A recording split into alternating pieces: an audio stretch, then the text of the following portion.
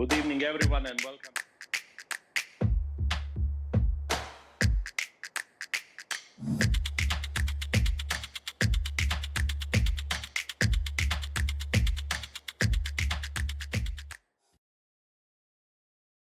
Good evening, everyone, and welcome to another edition of Talking Dogs with Ante. As usual, I'm your host, Ante Luci from Croatia.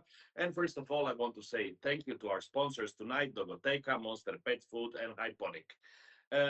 Before I introduce my guests, which are already with me together on the screen, I'm going to ask you, like every Wednesday, please to press share under this live video. Then the direct link is going to come to your Facebook wall. More people will find the direct link and be able to watch it live with us, maybe ask some questions. I don't know how intense and how scandalous the evening is going to be, but you can always help us with some of your questions, of course. And that's more or less it about my introduction.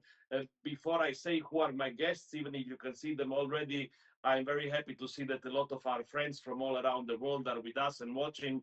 Dusan Paunovic is watching from Serbia, Arne Foss from Norway, Maria Talvite from Finland, Tone is watching from Norway, Melanie from South Africa, Anna from Norway, Eva Rautala from Helsinki, Paola Mikaravaten from Italy, Adam Ostrovsky watching from Poland, Joel Hano from Croatia, and many others joining now. So I'm sure it's going to be an interesting evening, and everybody will have their ears wide open to hear what you have to say, boys. Good evening, Joao, George, and Maciej. Welcome to Talking Dogs with Ante. Good evening, everyone. Guys, I'm quite sure that almost everybody knows you, but if there are people here who are joining us now and who don't know you, can you tell us just in a few words, how did you start in the world of dogs? What is your present occupation in the world of dogs? Are you breeding, showing, judging? What are you doing at the moment so that people can get a little bit of idea how was your doggy life starting and how it is now? Let's start with you, Joao. Joao, you are on mute. Yeah. Okay, now it's okay. I started in dog world. I was 15. I started handling a Great Dane, my cousin. Then, when I was on the secondary school, my parents gave me the first boxer. So it was my first boxer, and for casualty, she was one of the top breeders. I didn't know in that time. I was just looking for a pet, and I had a grandson from Carlo von Enninghoff. Was in the breed, and the owner from that dog is here looking. He's Paul Vatten. And I had a dog from that. Then I went to a dog show for the first time, and I fell in love by the Pyrenean mountain dog. It was my destiny, and the breed is the breed for my heart. And later on, 12 years ago, with my partner, we started with Dobermans. And I wanted short hair because I was tired from hair. And I wanted a short hair and a cozy dog. And I went to judge in Lithuania club show, and I saw a magnificent bitch from Russia, and I fell in love by the breed. And then I started judging very young. I was 25 when I started judging. And next year I do 30 years of judging. I do two groups, 2, 8, and 10. And since then, I've been involved in clubs, Boxer Club, Great Dane Club, Newfoundland Club, and some others. But now I'm a bit far away from the clubs. I'm just judging. As my job, I'm doing. I'm working in an Italian company. I'm export manager for Geta Pet Foods, and I'm still involved now, 24 hours a day with dogs. Okay, perfect. What about you, George? Well, the story started quite funny. When I was 10, I stole a puppy from my classmate. Really. Okay. So finally, yes, it was a big scandal. And then finally, my parents realized that it was not going without dog anyway. So, and my first boxer, I've had only boxers, no other breed in my life at home. And it was a puppy. When I was 11, our neighbors, they had a litter, and there was a puppy which they were going to put to sleep because it had a birth trauma. So I was begging just to give me the puppy because, yeah, I did my best. And that dog lived with us for 12 years. And as Joao said, it was also a pet, never been at a show and never was mated, but until now, um, that's my favorite one, actually. Okay. Uh, yeah. I'm also a judge, and already I've been judging for 29 years already. And my first license I got when I was 21, and then became an FCI judge in 1998. So after Georgian Kennel Club became a partner of FCI in 1996.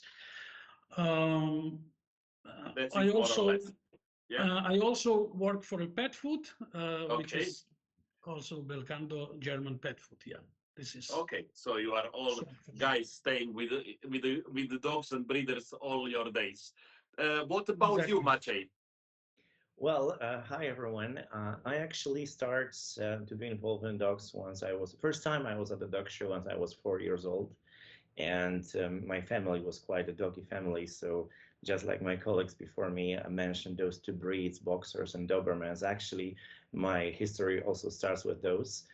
Because my grandfather used to breed Boxers, not many litters, but few, and my mother used to have one litter also, the Dobermans.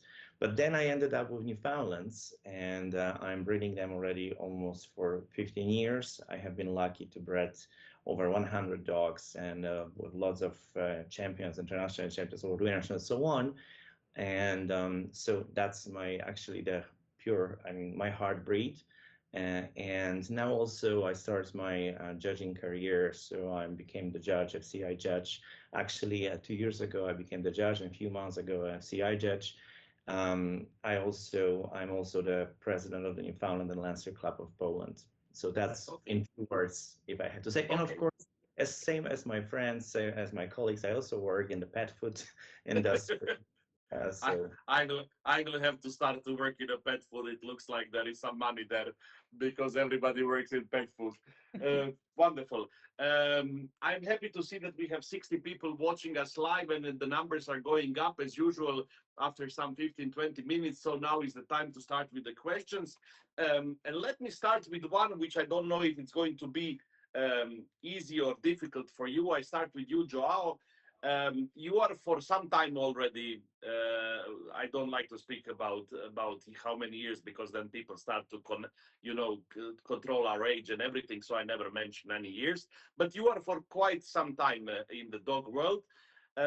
When you think about the time when you started, let's not talk about when you started to have your first dog, but when you started, let's say seriously, going to the dog shows to show when you started judging, what is something which was better in the dog world at that time, and what is something that is better now in the dog world? I think I didn't improve so much since that time. I remember we didn't have so much information, but the information was much more deeply. I think that in that times we had mentors.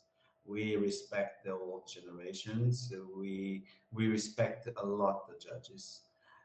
Nowadays, it's completely different. I mean, I remember to have to go to the national specialty in France. There was around 300 Pyreneans, and I got an excellent, and I cried like a baby because I had an excellent for Mr. Mansancal was the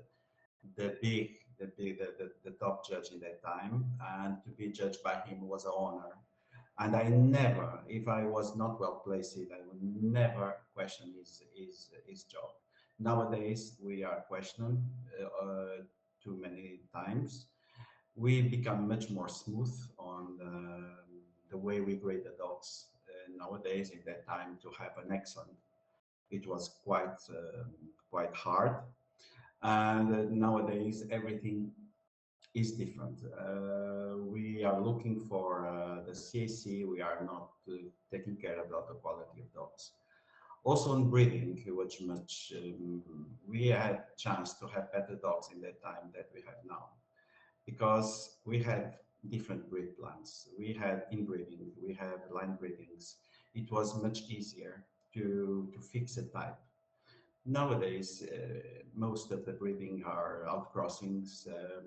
In the litter, you never know what will be out. And in that time, everything was much more predicted. The old Okay.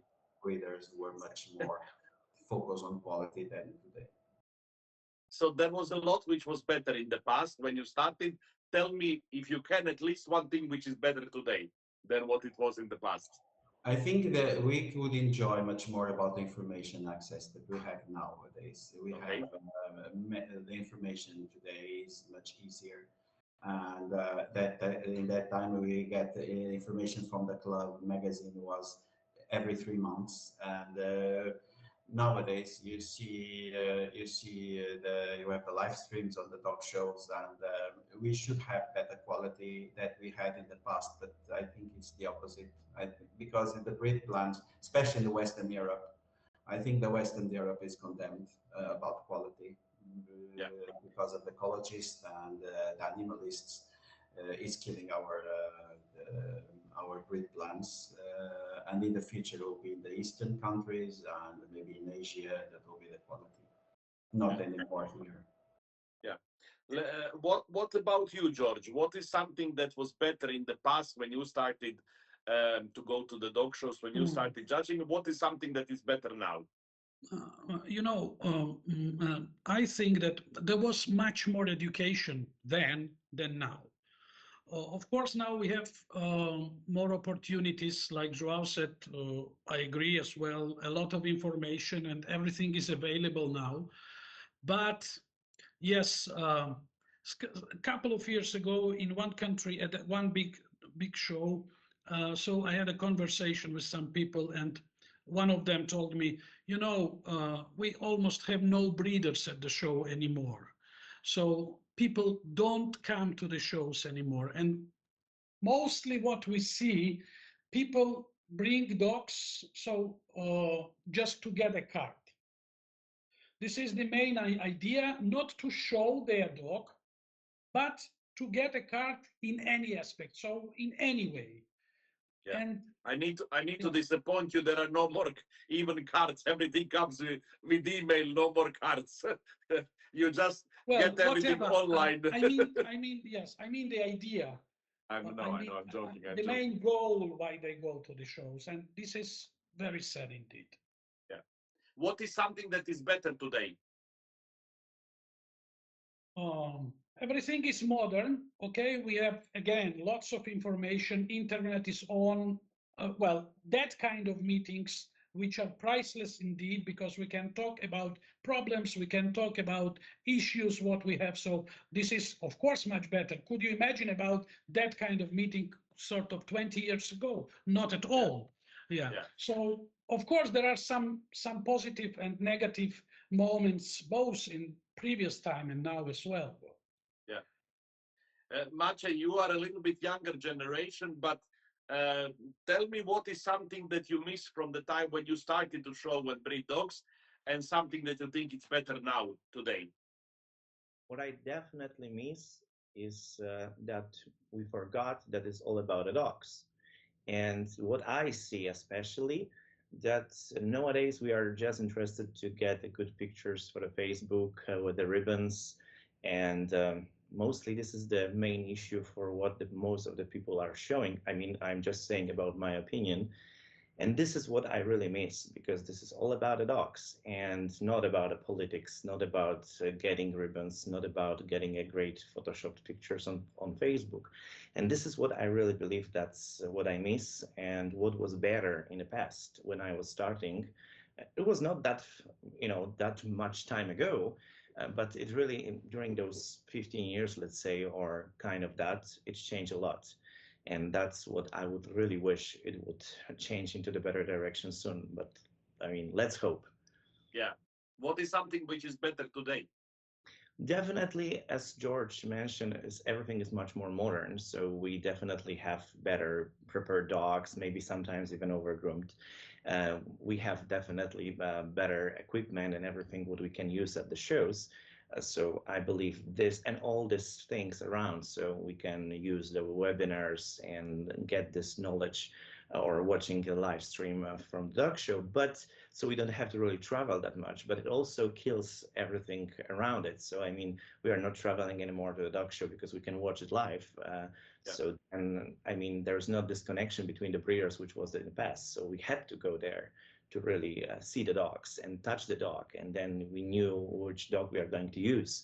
Nowadays, we just look for the pictures. I mean, not all of us, of course, but I mean, like people are choosing their stud males, for example, from the pictures or movies, which they find it on the Instagram or on Facebook. This And is, this is how you fell in love also with people, by Instagram and Facebook photos, which are all photoshopped, and then you get surprised. But it is what it is. Those nice modern times. Listen, guys, I think I'm not sure if this is following me or not, or I just had that feeling. I have a feeling that somewhere when I was doing quite a lot of professional handling, and when all this Facebook thing and everything started, it was professional handlers were, fault of everything. Everything what was wrong in the dog world was professional handlers, and we can discuss if that is partly true or not. But somehow I feel that when I became a judge, and I don't know if it's because of me, now the priority of problems are with judges. uh, People are complaining a lot about judges, a lot about judging.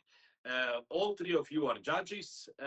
George, you are the only one who is an all-breed judge. You are a special topic, not you personally, but all-breed judges. Everybody, oh, why these all-breed judges? We want breed specialists. We don't want all-breed judges and so on. I want to ask you personally, do you think that judges are such a big problem of the sport at the moment? And if so, why? It's quite a big topic, but let's start with you, George. Well, I can also ask you why people have this kind of an idea that as soon as you become an all breeds judge, you are a bad judge because you are not a specialist anymore. There is an idea, or I don't, well, a lot of people think that everyone wants to become an all-rounder, just to be invited a lot, to travel around the world. And again, a lot of people think that you cannot have knowledge about all breeds, equal knowledge, I mean, on the same level. I think, yes, Ante, this is a huge topic, but once, by the way, Andrew Brace told me, and I really respect this gentleman a lot. He said, judge every breed like a specialist. So this is very important. When you enter the ring, whatever breed, which breed you are judging at the moment does not matter actually. So you have to get prepared for each single breed to judge at the same level. This is first. Second, I think that nowadays judging is extremely soft. A lot of high gradings, and then a lot of people got used to get excellent at every single show. And when you are a little bit stricter, and when you, I heard a lot of times, oh, this judge is not good because he or she gives a lot of very goods or something like that. And that kind of judges become less and less, let's say, popular and invited. I think that the shows turned more into a business than in zoological actually events. This is the difference, and this is the problem. Again, if we compare with the previous times, so the show were not so much involved with business like now. Yeah. So, and this makes a sense as well. Okay, I tell think me soft honestly. judging is a problem indeed. Yeah, tell me honestly, because you judge a lot and you travel a lot and you see a lot of your colleagues going around. Is judging really at the moment one of the bigger problems of the sport? not only judging, a lot of problems No, you no, have, no. but I judging know is there also are a more problem. things, but Judging is also a problem. Yeah. Yeah. Okay. And another thing, what you said, I want to ask you.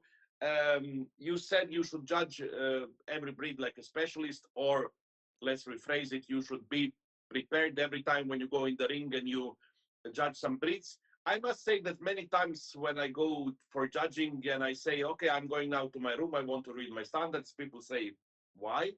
Or when I ask somebody of more experienced colleagues, what are you judging tomorrow? Oh, I don't know. I will look in the morning. Are the judges a little bit more flexible now, not getting prepared so much because they think, anyhow, mostly without critiques, you just do 1, 2, 3, 4, and that's it? I prefer judging with critiques, of course, because for me it's much easier to judge with critiques than without.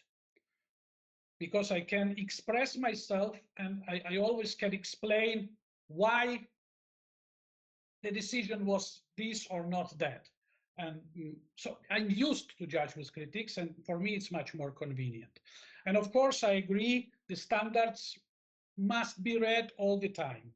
Even a couple of weeks ago, I was judging the World Boxer Show, and this is my breed, but I was studying the standard again a day before, almost all day long. Yeah, yeah, okay. Even I know it by heart. If you wake me up at 2 o'clock at night and ask me something from the standard, I know every single word from this, from should it. But Joao, should we try? Should we try if he's lying or not? yes, whenever we are on the I'm same joking. panel, you can do it. Yeah, Joao, are the judges a big problem of the sport at the moment?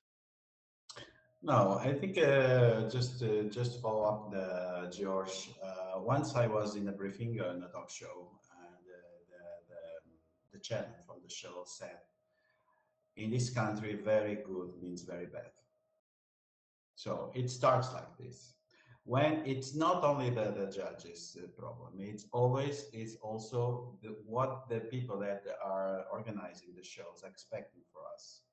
They said this immediately. So when the organizer says this is he wants to elevate. He wants to elevate the grading for the show, the judges.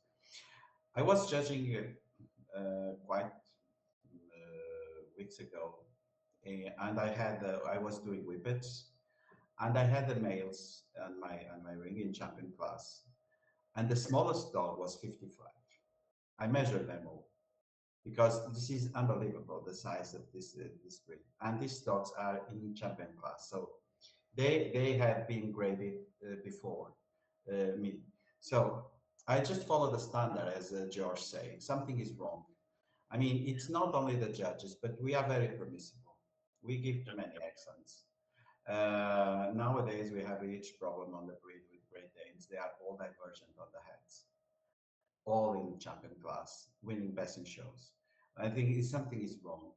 We are giving too many accents, people collecting. Even the titles are more easy. You get one title in one show and you get automatically, if your dog is already champion, you have another title. There is a political of a climate of everything is easy, and you see that the quality is going down nowadays. But I think it's the system. It's not only the judges. Okay, we make part of the judges, but we are not only we are not. Yeah, no, absolutely, absolutely. Maciej, you are a young judge, so now you are, trying all this and fighting with your mind, and sometimes thinking, should I give more excellence? Should I give more very goods? I know that very well. It was the same with me when I was starting. But you are also quite often showing. And you are showing under breed specialists, you are showing under all breed judges.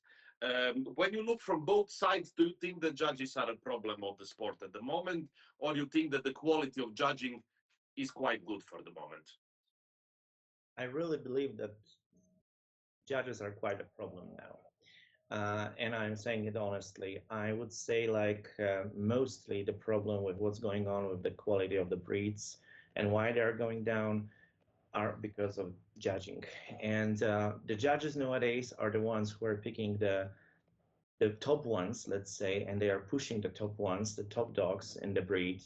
And there's also the breeders who are following the titles, which I do not understand, or I mean by myself, but I really believe that there are some people like that. And then, unfortunately, if the judges are pushing the wrong one due to some things, and not the one who's really fits the standards how it should be, and it's sometimes unfortunately happening. I really believe that it's going. That's the reason why the breeds are going down with the quality. Of course, it's not only this, but I would say that it's what I'm seeing as one of the main problems. Yeah. Tell me, I spoke with this probably a year or a year and a half ago in one of the roundtables with Stefan Schinko, and he was saying in most, let's put aside Scandinavian countries who are, nice, polite people who are used to get very good and they smile and say thank you because they take it in a way that they have come for your opinion, they have get your opinion and they are happy that they got your opinion. In other countries, especially Eastern countries, I don't think, as Joao said, nobody's happy when you give him very good because very good means very bad. Um, is it maybe a time that we go to this system of the USA and UK, no gradings, just placing, and then everybody is happy? We just say 1, 2, 3, 4, and that's it. What do you think about that, Maciej? Would that bring some peace, or that would bring more problems? I don't really think so. It will bring any peace. I am actually the fan of Scandinavian system. If I must to be honest, this is the system which follows. I mean, how it should be, in my opinion. And I really enjoyed so much to judge in Finland or Norway, Sweden. It really brings me. I mean, you could just follow the picks which you are choosing in males or bitches, and you really can grading how you feel about the quality of the dogs that you have in your ring. So I would not say that American style of judging an American system is the one which I really believe it will brings any profits in this situation. I would, if I have to suggest anyone, I would suggest the Scandinavian one. Yeah, I must say also that I'm a big fan of this CK quality because sometimes, yes, you have dogs which are between very good and excellent, and sometimes it's nice to say, okay, it's an excellent dog, but not a champion quality. I like the Scandinavian system a lot. I would be happy if we would use it much more. But George, when we are talking about this, I see you are also doing with the head like this. Do you agree that maybe people are taking this excellence, very good, good, or whatever, too personally, and that maybe in some of the countries it would be easier if we would not be saying, excellent, very good, or anything, but we would just be placing, or you are completely against that? No, I'm totally against that. So the dogs must be graded. The dogs must be given critiques. This is vital. This is very important. Again, one of the problems, if we get back a little bit to the previous question, one of the problems, a lot of people breed dogs with titles. Then a lot of excellence and a lot of easy champions are easily got into breeding. And yeah, some young people, I think, they are too much oriented to title breeding. And then very often in champion class, as Joao said, we have dogs, and then you cannot understand why two particular dogs are in the same class because the difference in the quality is huge. Yeah. All of you know this very well. So we just have to be honest, extremely maximum honesty in the job we do in the ring. This is the most important thing, I think. Okay. Each of us can make a mistake, but any mistake must be honest. Just an honest mistake, just because it's a mistake, and not because it's a game. Yeah, absolutely. Joao, do you think that going out of this excellence, very goods and these things would give us a little bit of peace if we would move to the UK or USA system? Or you think we need to find a way to explain to people that very good is not very bad? Yes, we have to explain to the people that will be very good is not very bad, but I think it's too late. I think it's too late because I agree with you. the system is established. So nowadays, if you don't give an excellent, you are the bad guy. The point is, the system it is established at this moment. I think the wisest way it was to adapt in all your FCI countries the Scandinavian system. The Scandinavian system is really fair. It permits to the judge to be kind because you can give the excellent, but if you don't give the CTU, it doesn't work, nothing. So you give an excellent, you make a big smile and a compliment, and then you no CK quality. Yeah. So it will permit you to be nice as the system is established nowadays, and to do your job, zootechnic job. And to give 1, 2, 3, 4, as we do it in England or in the US, it worth nothing.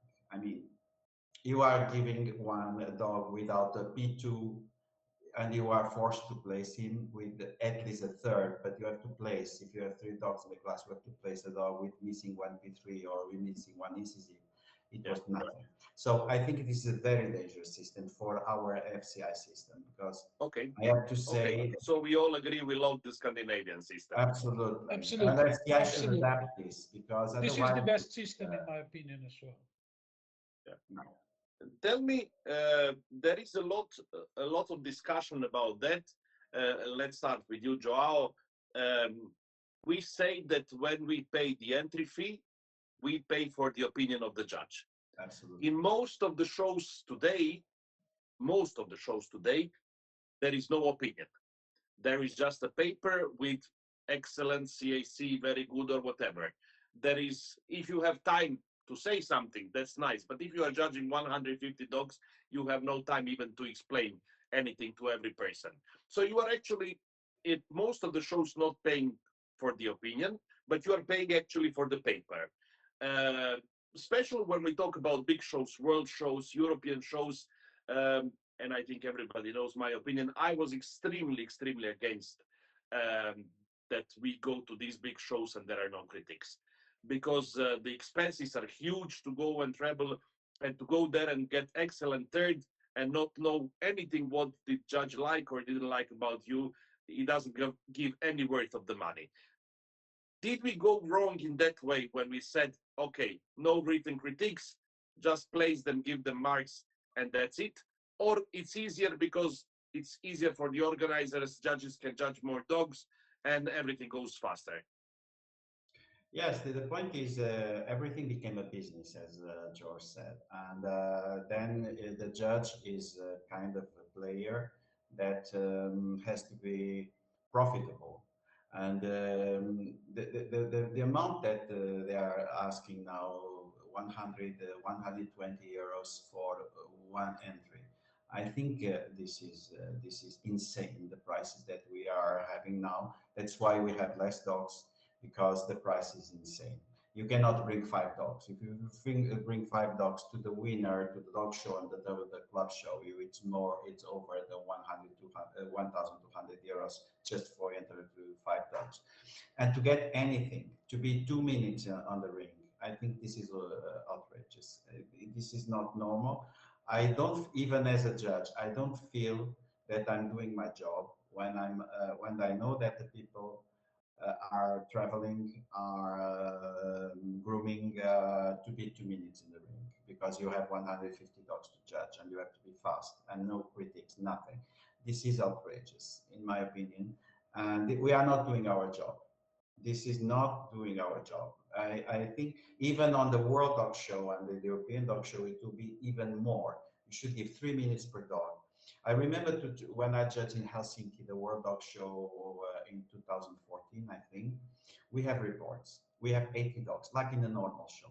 This show was like a normal show, like all the other shows. It was not one show in the morning, one show in the afternoon, one show at the night, one show at midnight.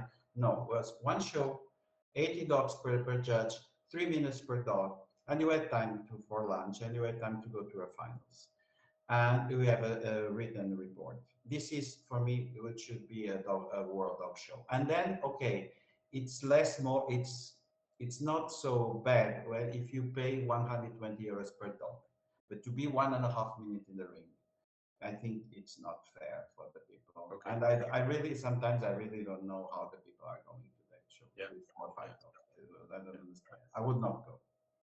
George, written critiques, yes or no, and why? Absolutely yes.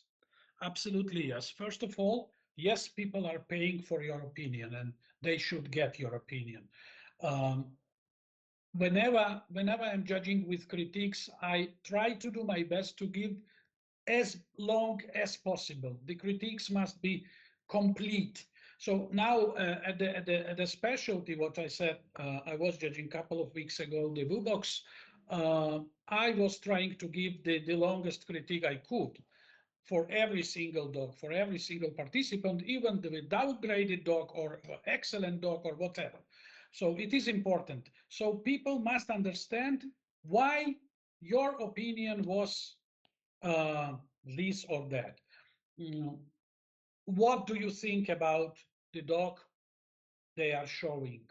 Uh, there may be some issues and some points which people do not see themselves. So you just give them right direction.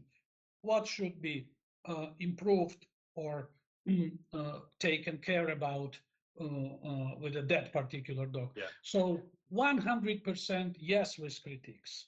Okay. Yes, this is Maciej, important. you are still showing a lot. Tell me honestly, when you are showing, do you read, if there are written critiques, do you read them? Are you interested to read what is written in them? Or mostly you just put them in the bag and you don't care what is written there? Uh, I have to say I mostly read them. Actually, always I read them, but I also try to enter to the judges, which I really believe I would like to know the opinion from them. So maybe this is the reason why I always read them.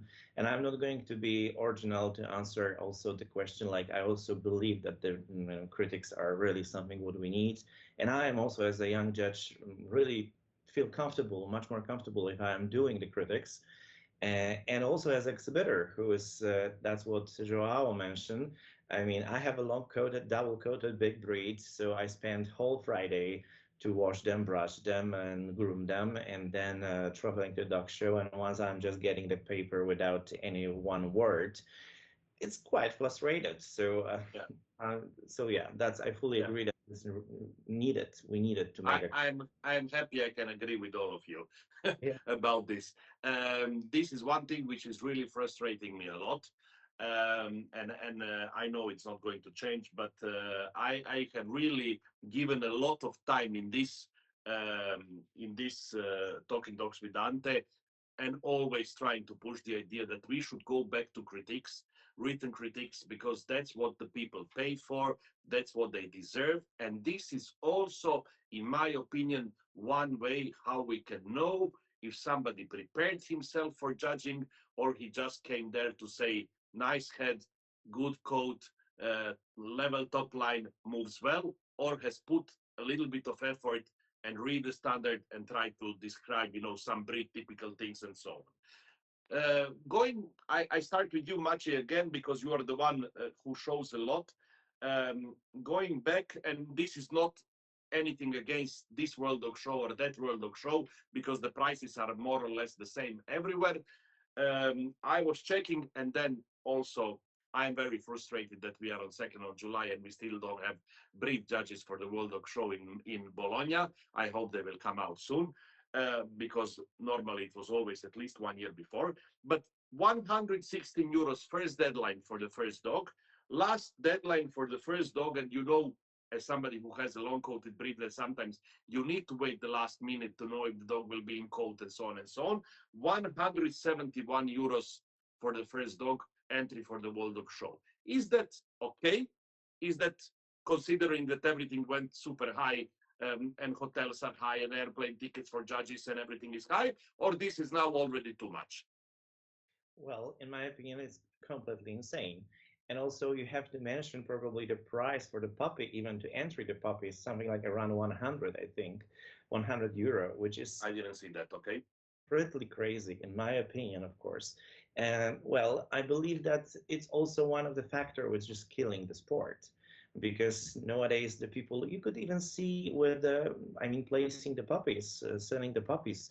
I mean, people are really struggling with the money nowadays, and as much as I could see even here in Poland, and they really, I mean, if they can choose, for example, I would give you the example, the best example also about this dog show. If I would have to choose an entry, 2 or 3 dogs to the World Dog Show like that, plus all the costs with the gasoline and trip and traveling, hotels and a restaurant, and you need to eat something there, right? So it's really getting you a big amount of money which you could spend on all-inclusive five-star hotel somewhere on Mykonos.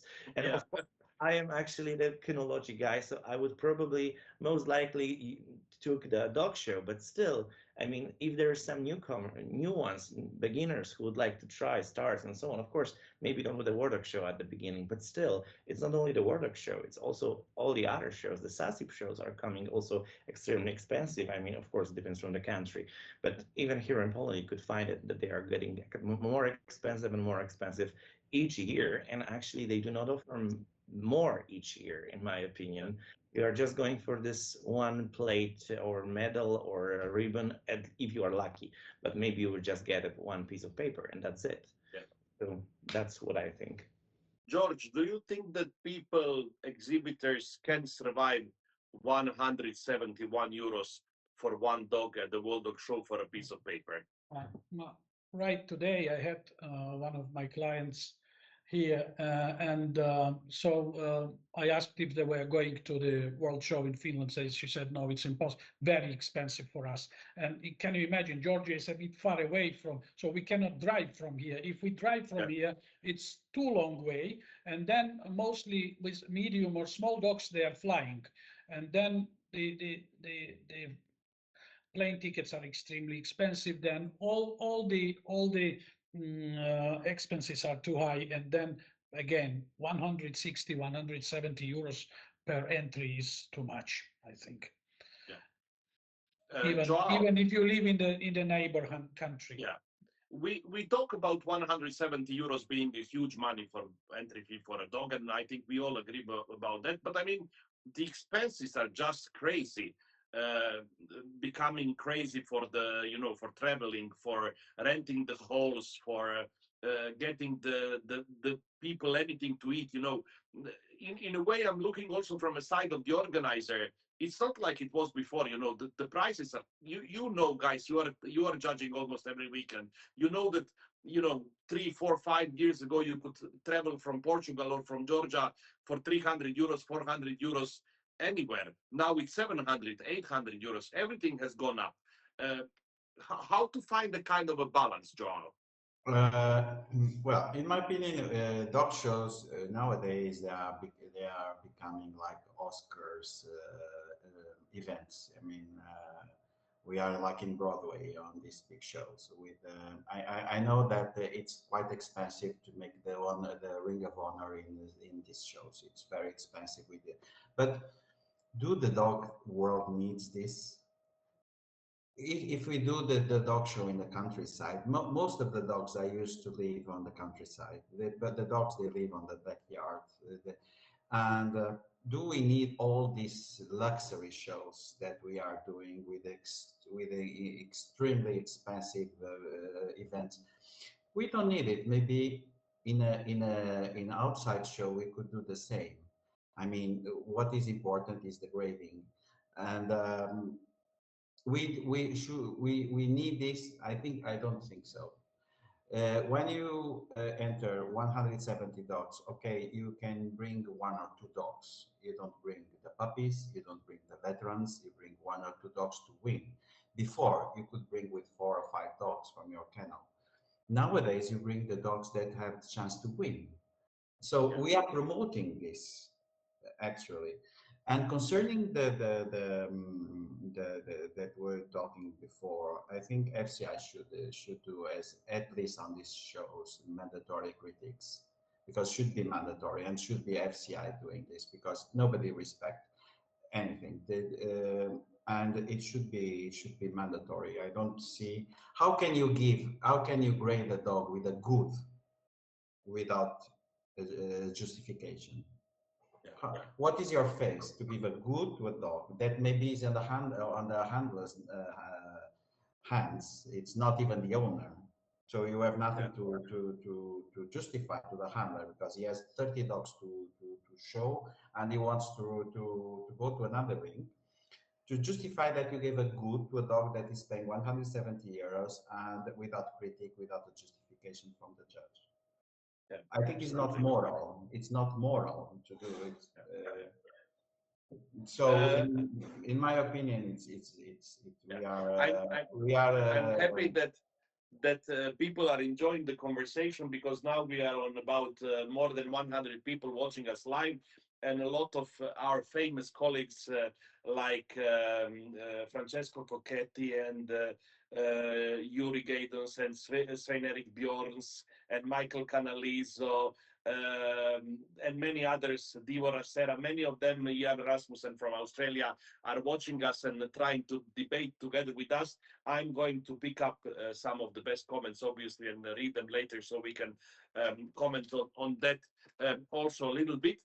When we talk about these big shows, because we have touched now a little bit this, people complain that there is always same names turning around, mostly even sometimes on the same breeds.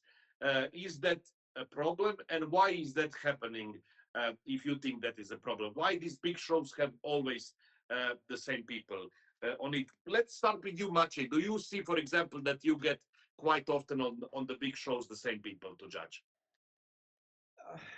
To be honest, I do not see that. I mean, with my breed, I would say. So I'm quite lucky to have mostly the breeder specialists on the big shows like the World Dog Show or European Dog Show with my breed. No, always, of course. But, well, what I could say, I could just see that this tendency of having the same names is quite year by year. And to be honest, I think it's all about, kind of the politics in that opinion, because I mean, if there's getting the same judges the same year, what you can say differently? I mean, it's kind of that, in my opinion. And as long as you are switching the breeds and they are not going the same breeds the same year or even the same group at the same big show like the World Dog Show, European Dog Show, it's still fine. But I really believe that we need to find a balance about it and also bring some newcomers because I mean, it's always nice to see some other different way of point of view about the dogs in that breed. Because as I said, mentioned before, I really believe that also this kind of big events like the World Dog Show or European Dog Show brings kind of way in the breed once the winning dogs and then are more using by the breeders or not. But mostly it is like that.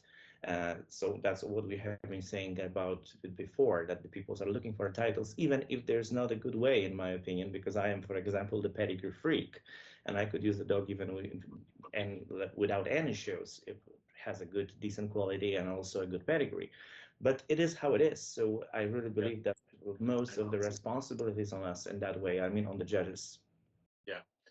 George, are these big shows recycling all the time the same names and almost not giving opportunity for anybody new to come in? I think that one problem is that there are important countries and not important countries. We live in the world of dual standards, and mostly people don't like topics like this. But you can have easily from one important country 6 or 7 judges, and then one which is not totally, I mean, even not one. Yeah. Not a single judge from some country which is always forgotten. So there are lots of cases like this, and it's dishonest, in my opinion. Okay. Joao, are we recycling the same names all the times at the big shows? I think I have also another position about that, and Okay. I have to be honest because I have written on your post, Owen post, about what is happening in some in some shows. Is the question of reciprocity. So when you are invited, you want to be invited. So what is now on? On the World Dog Show in Italy. I've seen the list of judges, and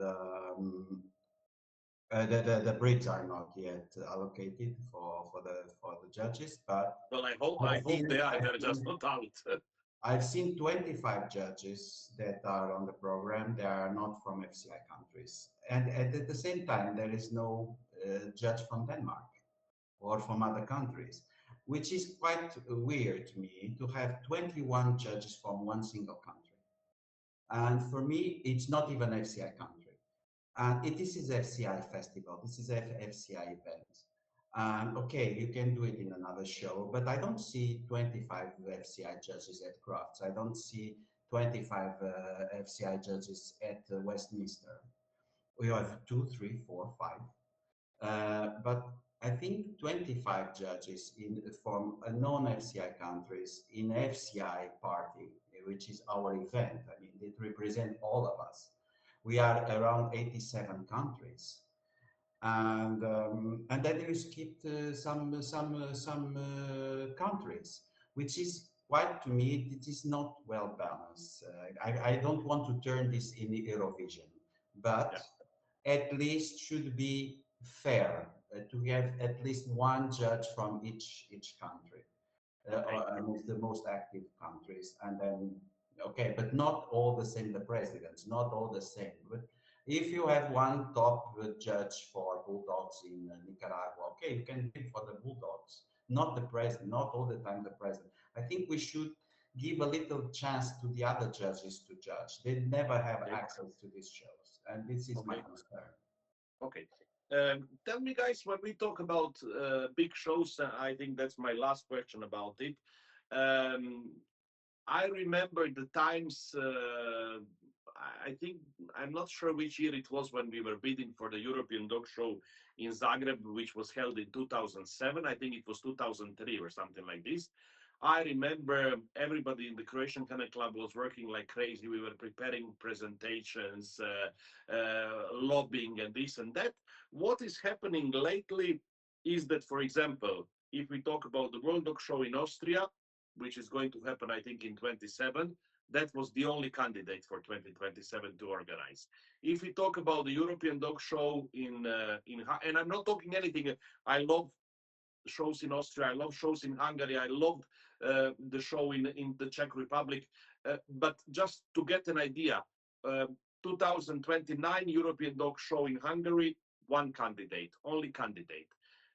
Why almost no countries want to organize anymore these big events? Is it because of the expenses? Before it was like a big thing, everybody wanted to organize it. Now it looks like nobody wants to do it. What do you think, George? Well, I think a lot of new rules in EU, a lot of restrictions. Some countries, there are some banned breeds in some countries. We know it, yes. Expenses are extremely high as well. So to rent a showground and to, like, we have now these luxurious showgrounds for these big kind of events. So it costs a lot of money, and then probably some kennel clubs cannot cope with it at the moment. So somebody does not want to risk so much because everything is so unpredictable now. So, and also considering the political situation in the world, what is going on. So it's like one click. You never know what's going to happen tomorrow. So yeah. I think it makes sense also. Yeah. Maciej, when we talk about world shows and European shows, it started to be more or less in the last time the same countries, same 5, 6, 7 countries, which obviously have the possibility to do it because of infrastructure, money, and so on and so on. And other countries are completely uninterested or have no possibility to organize. Do you think that that is going to be actually the future of the big shows, that the world shows and European show are going to be constantly 3, 4, 5 different countries and that's it? I think, unfortunately, yes. because I really believe that's the main problem why there's just all the time all the same candidates, because it's really a lot of work, really a lot of investment, really a lot of money. There's not much people to work with anymore. I mean, maybe in the past, I believe that in the past it was much more volunteers who would like to do that. Nowadays everybody wants to get their pay, and I don't blame them, but in that way also that's how we are losing it. And I really believe this is the main reason why the people are, that why the countries do not want to get such a big event, because it's a huge responsibility. And I can just say about myself in that way, of course, not about a European Dog Show, World Dog Show, but we had just organized kind of one of the biggest European dog show for specialty show for the Newfoundlands. There was a Fed Cup 1 month ago, and here in Poland with my club, and that was extremely big for us, of course, just on our base. And it was really big, even which we hold it somehow. But yeah, it wasn't easy. And if I have to say I'm going to do it another time, I'm not sure. It's really takes a lot of time and effort, and you need to take your 3 days from your work to work on that show. And then you really understand. I mean, if you are an exhibitor and judge, and then you have a chance and possibility to do also as organizer, you are really I know you Ante know very well how it is with your split shows. Then you really appreciate it more when you are going to a good dog show, and I did with myself. Yeah. Joao, what is happening? Why most of the countries don't want or don't have the possibility anymore to organize big shows? I mean, we had quite a big diversity about that. We talked 20 years ago. Also, Portugal had World Show, and many other countries had. But now, when you ask most of the countries, they say no, no, no, no, we don't want to do it. What is happening? I think mostly it's because there are no people to work. I mean, it's very hard to find stewards. If you have the 60 rings, you need at least 120 stewards. And nowadays on the dog shows, you have 450, 500 entries in each show. So the kennel clubs and the organizations, they are fit to this amount of dogs. When you jump to 5,000, 6,000 dogs, you need a lot of people. It's not easy to find first a place with a reasonable cost, and then the people to work on the rings. I mean, when you see how in Helsinki, Helsinki is quite easy for them because they organize every year a show from the same size in December. They Yeah, do the Helsinki Winter Show. It's approximately the same number of dogs they will have now. Maybe they will have 10 more rings or 50, but it will be the same people. So they have the organization prepared for this. So it's quite easy.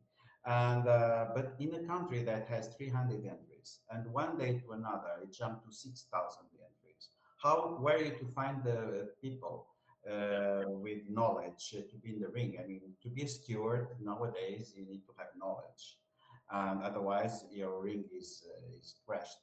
So I think this is the main problem is the people because yeah, it's profitable. The prices we have now, it has to be profitable. yeah, absolutely.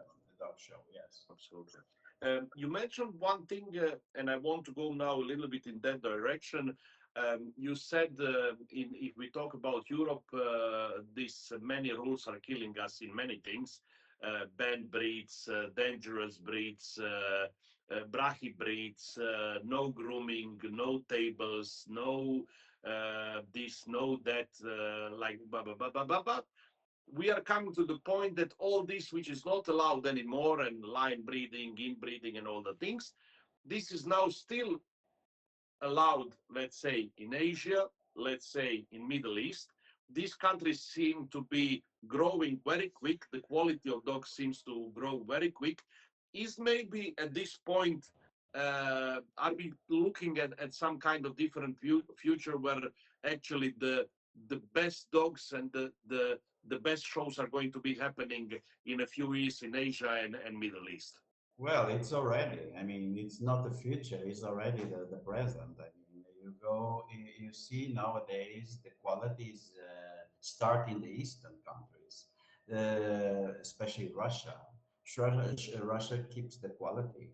I mean, even with even with the problem that they have this blockage that it's affecting Russia with judges, with dogs, etc. They keep the quality. You go to I was in Slovenia for in Serbia for judging, and at the best in show, half of the dogs were from Russia. So at the best in show lineup. So and plenty of them because they are able, they are free to breed, and they have fantastic breeders now. And then in Asia, you see the quality in Asia in corgis, in Shih Tzus, in poodles, and it's going. I mean, they are more. In certain groups they are more strong, like in Southeastern Asia, but they have the quality now. We see magnificent dogs they have. In the in the Western Europe that I'm judging quite often, I see the quality going down. I remember to judge in a very big show sometimes ago. I don't want to say the country, and I was doing group two, and I had to place three dogs. I didn't know what to put up because the quality is going down. And this was a country that has the best schnauzers in the world. They have the best Dobermans in the world. They have the best boxers in the world 20, 30 years ago. Now they have nothing. And they have nothing because of the rules for breeding. And the breeders, the dog breeders are giving up. They don't want to keep on breeding because they have to pay taxes. They have to have certain facilities to make 1 or 2 litters a year. It doesn't work. So they stop it. And the dog breeders are stopping in this country. So I think that in the future, we'll see really quality. And I really have to say one thing. I really miss to judge in Russia. I don't judge in Russia for the reasons we know. And, but I really miss to judge in Russia because it's the only country that you have average quality. I mean, in Europe, you can find 1 or 2 dogs, top dogs in the class that are easily winning the class, but it's missing the average quality. Yeah, this dog excellent, but without grading. These dogs, and they have it, because, but this is the dogs that are used to breed, and this is the good quality we have it. And this bloody war is killing the sinology, and the quality is going down because we miss Russia on the game, on the quality from Russian dogs. I mean, in many breeds, and this is missing on the Western Europe. You cannot find this quality anymore. George, are the rules going to kill at the end the dog world in Europe and on the continent, and the quality and everything is going to move to Asia and Middle East? We see there now fabulous dog shows, grooming competitions, good quality of dogs, good quality of organization. Everything is moving a little bit in that direction. Well, in my opinion, all restrictions and all that kind of things in any field, whether it is sinology or anything else, so are just the beginning of the end of the field, of the sport, whatever it is, because the rules and the restrictions kill everything always. When there is no freedom, so breeding is an art, and art cannot be restricted. Art cannot be guided. So it's a matter of you are a painter, you are an artist when you breed dogs. And when you have all this, you are restricted in this, in that, or these dogs cannot breathe, and these dogs cannot do this and cannot do that. Finally, this is the beginning of the end. Yeah, yeah. It is my honest opinion. Yeah. Maciej, how is the situation in Poland? Do you still have quite not too many rules for breeding and showing and so on? I was judging there 2 or 3 weeks ago. It was a wonderful show. I had some lovely dogs, and people were normally grooming dogs, and all breeds were there. And I thought it looked all very well. Yeah, at the moment still we do not have much restrictions. I mean, really that much like in some countries, in other countries in Europe. But I just fully agree with this, what George said, because I also believe, and I'm a huge enemy of any kind of restrictions in the dog world, especially in the breeding, because I really believe that we are the breeders and we are going to pay this all and raise the litter and have the facility to raise the litter. That's what Joao mentioned as well. And we are the ones who are signed the papers with our name and surname, and we are the ones responsible for that's what we produced and that's what we sold and that's what we gave to the people. Even if, considering the situation, if we landed up in court, we are going to be the ones decide in the court, not the kennel. So I really believe that, and that's what I am a quite big fan of the American Kynology, I mean AKC system, about the breeding system, not I mean about showing or judging system, but about the breeding system, because that's how it is. You're the breeder, you are responsible for what you are breeding, you're giving the pedigree with full registration or not full registration, and I really believe that's how it's, and I would love to have something like that have an FCI one day, hopefully. But yeah, that's, so I believe that at the moment, to answering your question, we still do not have that bad in Poland, and I hope it will stay that way. Yeah, I hope so. I want to ask you another thing. You are still actively breeding dogs. I did this, maybe I think it was maybe 2 years ago. I did this project 25. I have interviewed like 40 people who were not older than 25 years, you know, who were successful or junior handlers, or I have seen them somewhere and so on and so on. Because I wanted to give a little bit of publicity to young people in the sport. And I was quite shocked that when we got these 40 short interviews or answers like what do you want to do in the future and so on, most of the answers were like, oh, I would like to be a professional handler, I would like to be a groomer, I would like to be a judge, I would like to be this and that, but nobody wants to be a breeder. And then maybe from your point of view, and we discussed that very shortly before we started, I mean, breeding is not easy. And if we talk about the breed like a Newfoundlands, and if you get a litter of 10 or 12, it's not easy to have them, it's not easy to raise them, it's not easy to feed them, it's not easy to sell them. I mean, are we going to lose completely soon the base of breeders because for people will be impossible to do it? I really believe it is a big risk that it will happen like that. And that's always why I consider myself always first as a breeder and then as a judge. And I really would like to stay that way because I really enjoying what I am doing about the breeding, even it is really not easy and quite challenging. And you know, like I really believe that nowadays the people are quite comfortable with their lives and they would like to spend the holidays every year somewhere else or even a few times per year somewhere else and having them, you know, quite easy life, which as I said already, I cannot blame them.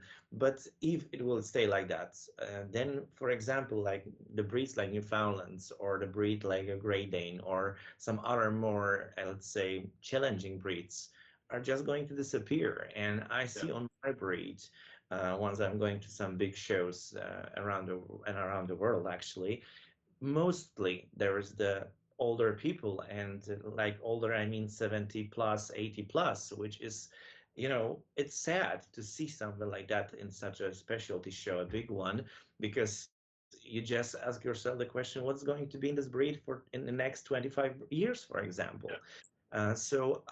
Yeah, I really believe the problem is that people are getting too comfortable, and also it's kind of that we do not connect it with each other enough. That's what we mentioned about at the beginning of our talk. That that's what was better in the past. It was all about a dog, all about the dogs. So I really believe that if there would be more mentors, would you like to share that knowledge with the younger ones and somehow try to, let's say, get them involved, more involved, and in the breed. Not only easy, I'm sorry to say that, easy money to handling the dogs in some way, because of course there's super handlers who are doing the great job and training the dog, grooming the dog, and that's what I really believe is supposed to be. And there are some handlers who just take the dog on the show, make the few 1, 2 rounds in the ring, take their money, and goes to another ring. And I really believe that's what I don't believe it's right.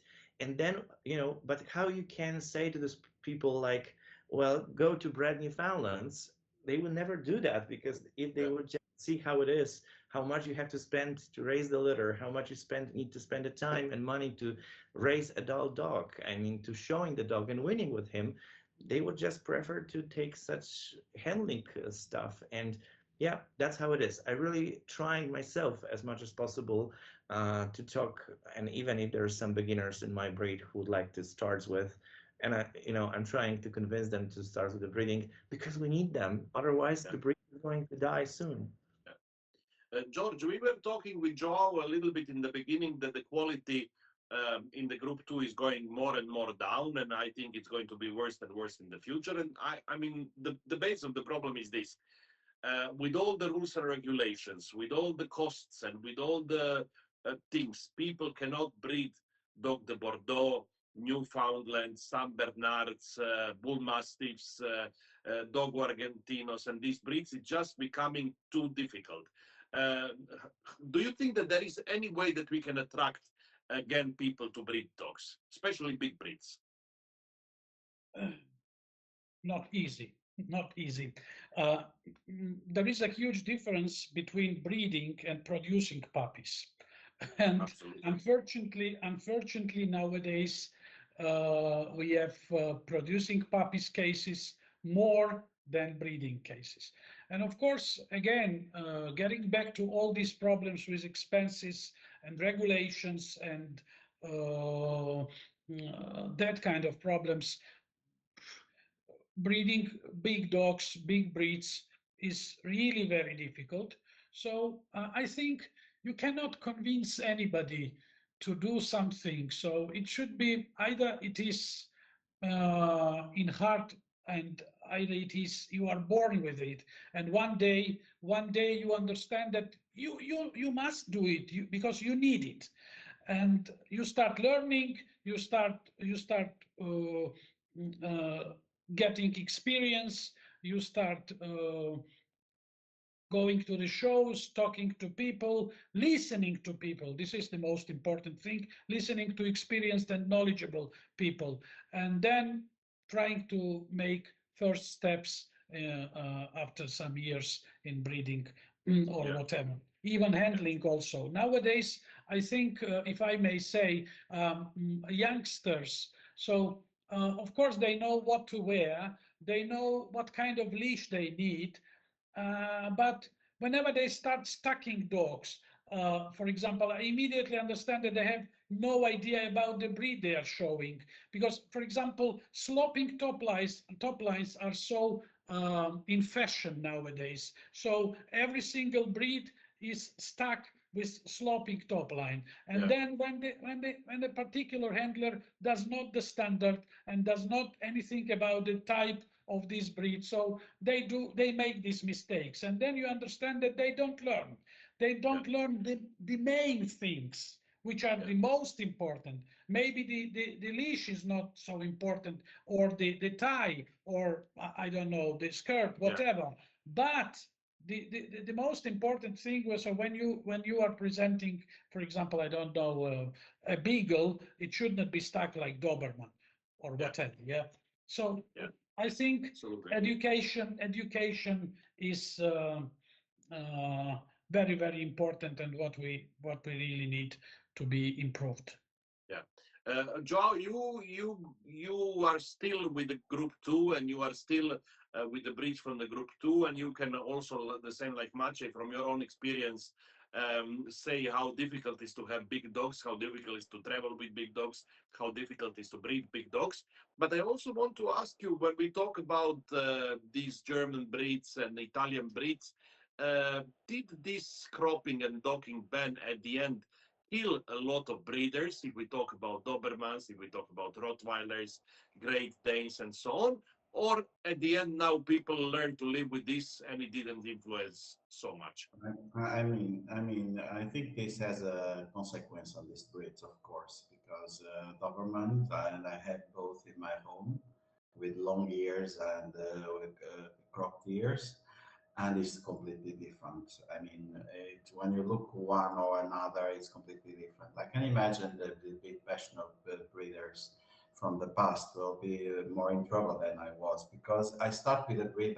It was in the period that you could find cropped in the eastern countries and non cropped here, so I was used to a little bit both. But I remember when I think it was in '92 when they start to ban the boxers for breeding. Germany had at that time the best boxers in the world, and since that moment, the breed just disappeared in Germany from the short period of time because the old school breeders, most of them, they stopped breeding in that time. We are talking about top breeders in that time, and they really stopped. And for this breed, I think this is a big problem. Yes, I think it's a big problem from the especially Dobermans, boxers, Dog Argentino. Okay, yeah, I think the breeds will go down immediately, at least for 4 or 5 years. Then it goes.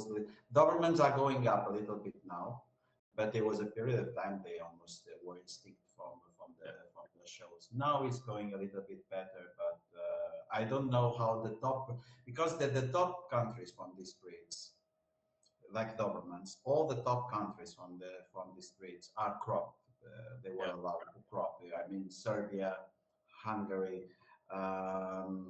Russia, Argentina, and Malaysia. So these countries, they were very quite good countries in the breed. They were allowed crop dogs. How can you just change the rules from one day to another to these people? It will be for me, it will be a problem. Yes, this breed will go down. Of course. Let's stay a little bit on the subject of cropping and docking. Now it's not allowed in the FCI countries.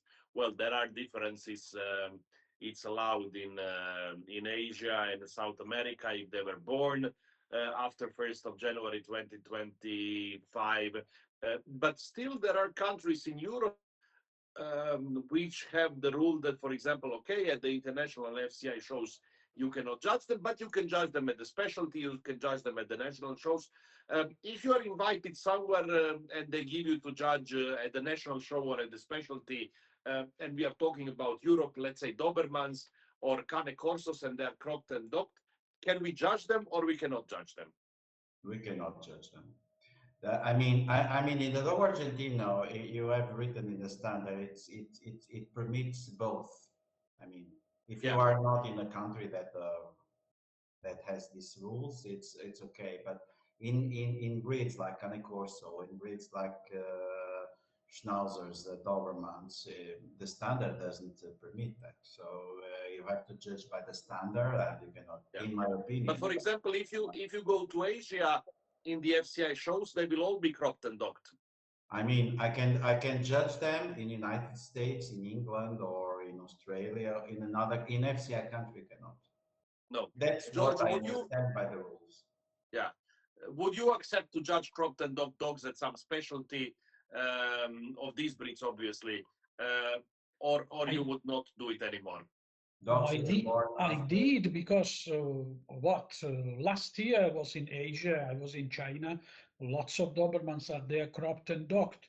So either it should be rules for everyone the same for every single country, or if we have some differences, so then we have, so what, you are invited to judge in China, for example, or in, I don't know, Malaysia, Indonesia, and they don't have these restrictions there, and you have all cropped and docked Dobermans and boxers and whatever. So what should you do? Well, the FCI rules are quite flexible, let's say. No, I don't think it's flexible. I think after 1st of January 2026, the rules are clear. But not Joao, not for all the countries. Not for all the countries. I know they have some issues. Because, for example, in Europe or in the European section, after 1st of January 2025, you are not allowed to have them at the FCI shows. But doesn't say anything about the national shows, about the specialty shows.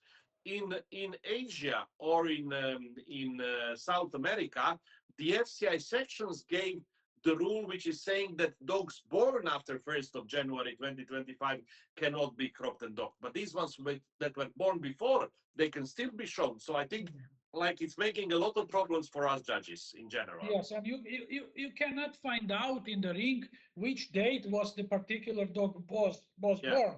So that's And it's actually not our job to do it. I mean, to check the absolutely. dates when If they. the dog is allowed in the ring, you have to judge it. Yeah. It's up to the organizers or whatever, I don't know. So they should Yeah, follow but these you have to rules and judge it. restrictions. But if it is a fault in the standard, if it is if it is not on the standard, okay, you have to judge it, but you cannot place them by the standard. Yeah. The point I mean, is, if you read the standard, if the FCI say that now 1st of January, or I don't like to pay taxes every month for my salary, but I have to pay because I have a rule that says if you at least we have to respect something. If we keep this going, these exceptions all the time, we will never end up with this because we know where it is the problem. The problem is with three breeds: Schnauzers, Dobermans, and Cane-Corsos. This is on we don't see Great Danes cropped anymore. We don't see Rottweilers cropped And the anymore. boxers even, yeah. I mean, even the boxers, you don't see them. Just a few in old, but the new generation don't see. But this problem is in three breeds, is in Schnauzers, Dobermans, and Cane-Corso. And the moment we don't finish, we'll never end up this. Yeah. I think but you have a situation. You mentioned Russia, and I mean, I'm sure that, and I always like to put politics aside. I think that every person misses to judge dogs in Russia because there is so much quality in so many breeds. But when you look at their shows, at the moment they cannot organize international shows, but they are still FCI country. They organize national shows every weekend. All the Cane-Corsos, all the Dobermans, all these breeds, they are still cropped and docked, and everybody is judging them. Also, the European judges and people who are going there. So, I mean, I don't think that we are going to see the end of this. That's what I realized is the dogs that are born after January 25. I mean, the dogs that are. No, but that's just for Asia and South America, not for Europe. For Europe should be after 1st of January 2025, no matter when they were born, they should not be allowed to be shown. But this is FCI international shows.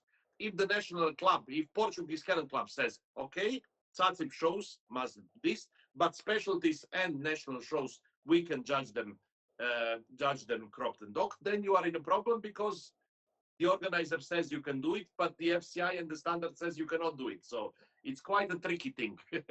I spoke with someone from FCI about that, and that is a judge, and he said me, since I will respect the rules, so I will do it. If I'm judging Cane-Corso in Russia, if I have crop dogs in my ring, at least born after January 25, I don't judge them. Okay. Guy, tell May me, I add George. something? But how can you manage with the situation if the dog is allowed to the dog show? It is in your ring, so people paid the entry fee and all the expenses, whatever, it costed them a lot of money. They came to the show, they were allowed to the show, and then one judge says, no, I'm not going to judge this dog because it is against the rules. Then if it's against the rules, it should not be in the ring. Yeah. The point is, if the standard, if you're talking about, for instance, dog Argentino, I will judge them because the standard permits. Yeah. But in the Cane-Corso, I'm not judging because the standard doesn't permit. Sorry, everybody knows the rules. The rules is published by FCI. Then it's up to the organizer. We don't do it. But yeah, this is one very. If the standard, even on the boxer, there is a double interpretation of the standard, because it says on the ears if the dog is, if there is an if that permits everything on the stand. But in the Cane-Corso there is no if. There is no on the Schnauzer there is no if. So I think this is going to be something quite problematic in the future, and I don't know what will be happening. But I mean, I was thinking that once this rule will be, 1st of January 2025, it will be like this, but it's not like this. I mean, at the national level, people can still allow it, and then you as a judge, you are in a trouble, obviously. But anyhow, four of us, we cannot solve it. So George will continue to judge them. Joao will not judge them, and probably not one, not another one will is able to do anything about this because it's just the rules which are played like this, and it's very difficult to find a good answer for that. Maciej, there are less and less dogs at the dog shows all the time. We see more and more dog shows being cancelled in the last moment because of the small entries. We see a lot of shows which are canceling the judges because they don't have enough entries. Why the entries at the shows are going down? Too many shows. First of all, way too many shows. And I really remember the times, this 15 or so more years ago, then it was even in my breed, you could find out at the SASIP show 60, 70 dogs. And now if you have 20, you are very lucky. And I really believe it's too many shows. And it's the problem of most of the countries nowadays in Europe. But first of all, this, then I would mention it's that's what we have mentioned about the entry fees. So that's second problem. And third problem is definitely the kind of also the judges. I mean, if there's all the time the same judges, for what reason you are going to showing the dog again 10 times under the same judge, or this kind of stuff. So I would definitely say point at those three things. Okay. And George, why do you think that the numbers of dogs are going drastically down in most of the countries? Yes, the first is too many shows, of course, too many shows everywhere. Then again, I mean, expenses. And soft, but soft judging is not a problem for those who would like to show, because they like soft They judging like, yeah. mostly, yes. So I think, yes, too many shows is the big problem. Yeah. And it gets more and more expensive for people to travel so much. Yeah. Joao, why the entries are going so much down on most of the shows? I agree with George and Maciej. I think we have too many shows, especially in some countries. There's countries with 70, 80 CASIP shows a year. This is completely insane. I mean, first because it's killing the small shows, the national shows, and I agree with too many shows, too many. It's too expensive to travel. We see the price of benzene, and so you go out from you have a show 200 kilometers from your home, and if you have to stay there for one night, one weekend is 1,000 euro minimum. So and people, I think also people they don't believe about this, because when you have the club shows, you have a lot of shows. I'm talking about this is a reality that I know quite well, which is France. France, they have a lot of shows because they have the confirmations, and on the classic shows and national shows, they have a lot of dogs, mainly pets. They have a lot of pets because they need the confirmation. But the people go to the dog shows. They have a lot of private people going for the first time. I really enjoy to judge in that country. But when you go to the club show, you have a huge entries. You have, for instance, the biggest club show of bulldogs in Europe. You have bigger entries in the French club show than at France. And you have people goes to the dog shows. The people goes to the club shows because the clubs are very important in this country. They have a lot of power. But in other countries, it's not the same reality. We are going down and down and down. I mean, I don't feel that like in Central Europe, it's very easy to travel from one country to another. But even in my country, if I have to go to another country I have to cross Spain. I mean, I have just to achieve the French board. I have 900 kilometers. So, but I mean, there is something like the Czech Republic. They have a lot of they have big numbers. France, Czech Republic. Maybe we should learn a little bit about these countries. Why they have so many dogs? Poland has a lot of dogs in dog shows. We should learn about that. And then you see the numbers in Italy going down. In Serbia, it shows classic shows with 200 dogs. but they have a lot of shows. But Poland and Czech Republic, for me, is a mystery how they have so many dogs. Oh, okay, Scandinavia is another level. We know we go every weekend to the dog shows. But then you see Poland, Czech Republic, France. They still keep the numbers. Yeah. In Maciej, you wanted to add something. down, but they keep the numbers. Yeah. Yes, add to that what Joao said about the Czech Republic, for example, they have quite a numbers, especially at the club shows. And this is why, because they need to have a club show to get their breeding license done for the dog. So that's also because there is a bonitation, which they do on the Czech Republic club shows, the Czechian shows. And this is also one of the reasons. I'm not sure it's a great idea because it's another restriction on, but in a way for the club show, kind of the club show, for example, as me for the one who is organizing the club show for Newfoundlands and Poland, I really believe the club show should be the huge, let's say, event of the breed of the year. Yeah. So why not with such a kind of restriction? I mean, this kind of restrictions, I could be say, yeah, that make a sense, that's make a reason, but otherwise not. But I mean, like that's also the reason why Czech Republic had still these numbers because of that. So Yeah. maybe it's kind of an idea as well. Yeah, we all agree there are too many shows, but who is going to make a cut? Who is going to say these shows cannot, be anymore? These shows should stay. Should there be a kind of a limit on the number of entries? If you got less than this, you cannot organize the next year. How do you think that we can cut the number of shows in general? Or the FCI should go back to basics when you were saying like the number of KACIP shows needs to be in a balance with the number of puppies produced every year. And I don't know, Croatia could have, let's say, 6 KACIP shows every year. Portugal could have 9. Bosnia could have two, and so on. And not every country could have as many shows as they want. George, what do you think? What can be done about that? Again, as I said, I'm completely against all restrictions, but the shows. So let's discuss why do we have so many shows? What do you think? What is the reason? So do you think that the shows bring a lot of money?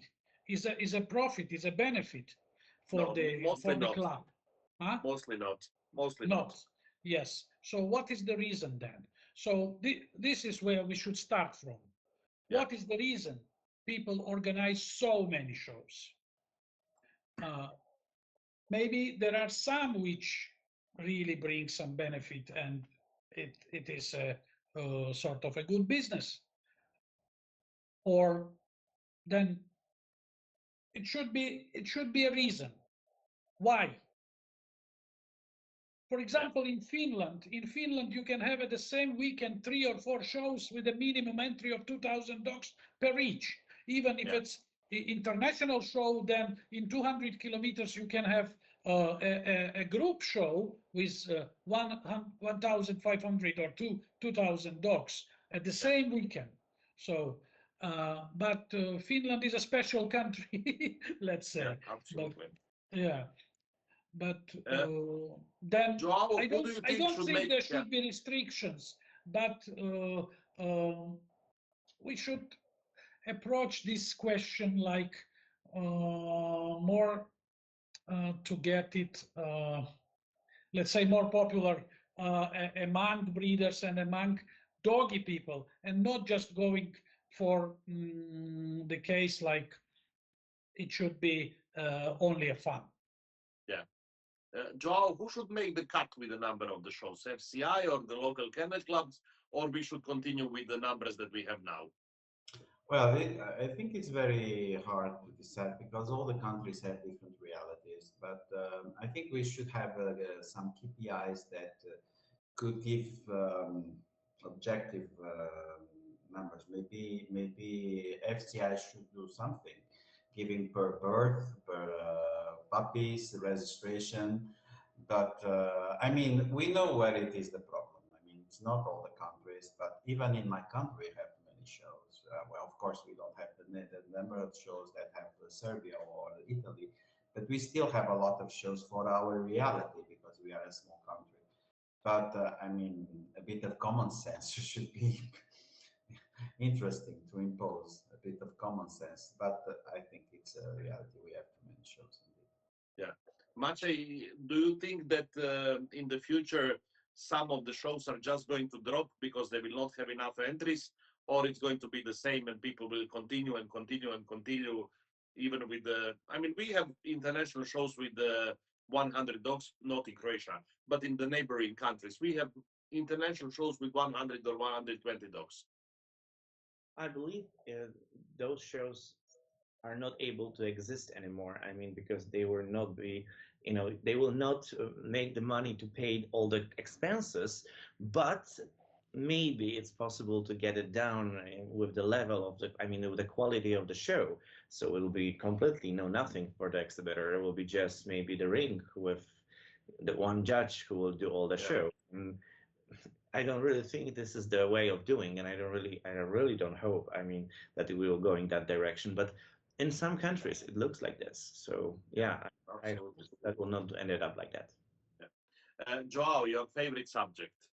Uh, there are breeds that I'm sure you feel like that it's okay to be groomed, and there are breeds that for their purpose and the way of standard or whatever are nowadays too overgroomed. I know you fight a lot about your breed and you comment a lot about that, you fight a lot about that. When we talk about grooming in general of all the breeds, is there a balance at the moment? Did that go too much? And where should be some kind of a limit, what is acceptable and what is not acceptable? Sometimes I pose the question if the top dog that will be groomed, it will be if the dog will be not groomed. I would ask if the dog was placed at the same way. Because are we able to judge the dogs by their anatomy or just by the visual? And in my breed, it's a big problem because they lose the texture. They lose one of the big topics on that standard. I mean, I'm not against the grooming in my breed because the mountain dogs, most of the mountain dogs, they should be rustic. We cannot turn all the dogs in poodles. I mean, if we lose the texture, how can these dogs survive on the mountains if they don't have undercoat, if they don't have the fat that is on the coat? They cannot survive. And when we are pushing this cotton wave of coat, these dogs, they don't belong anymore to their utility. And that's why we should not change the breeds as judges. We should not encourage the people to change the breeds. In fact, we are changing the functionality from the breed because these dogs cannot survive on the mountains with all these grooming dogs. I mean, even a Newfoundland, when it's groomed like hell, how these dogs live in the frozen waters in Newfoundland? You will be an ice cube in 10 minutes. I mean, that's the reason I don't like these overgroomed dogs, and I think it's no need. The important thing is the anatomy and the quality from the coat. Yeah. George, are we seeing too many dogs and too many breeds that are overgroomed or not groomed in the, let's say, in accordance to their own standard? Yeah, I think there should be balance in everything, and it depends a lot on the breed. Of course, if we talk about I don't know, poodles or Shih Tzus or Lhasa Apsos, and again there should be also some limits and not overgroomed dogs. But when we talk about Pyrenean mountain dogs or Caucasian shepherds or whatever, so of course. The grooming should be limited. So the dogs must be clean, of course, when they are being presented in the ring, but all these fluffy groomings are not acceptable. Okay. Maciej, do you find too many overgroomed newfies when you are judging? Why, Joao, you're laughing?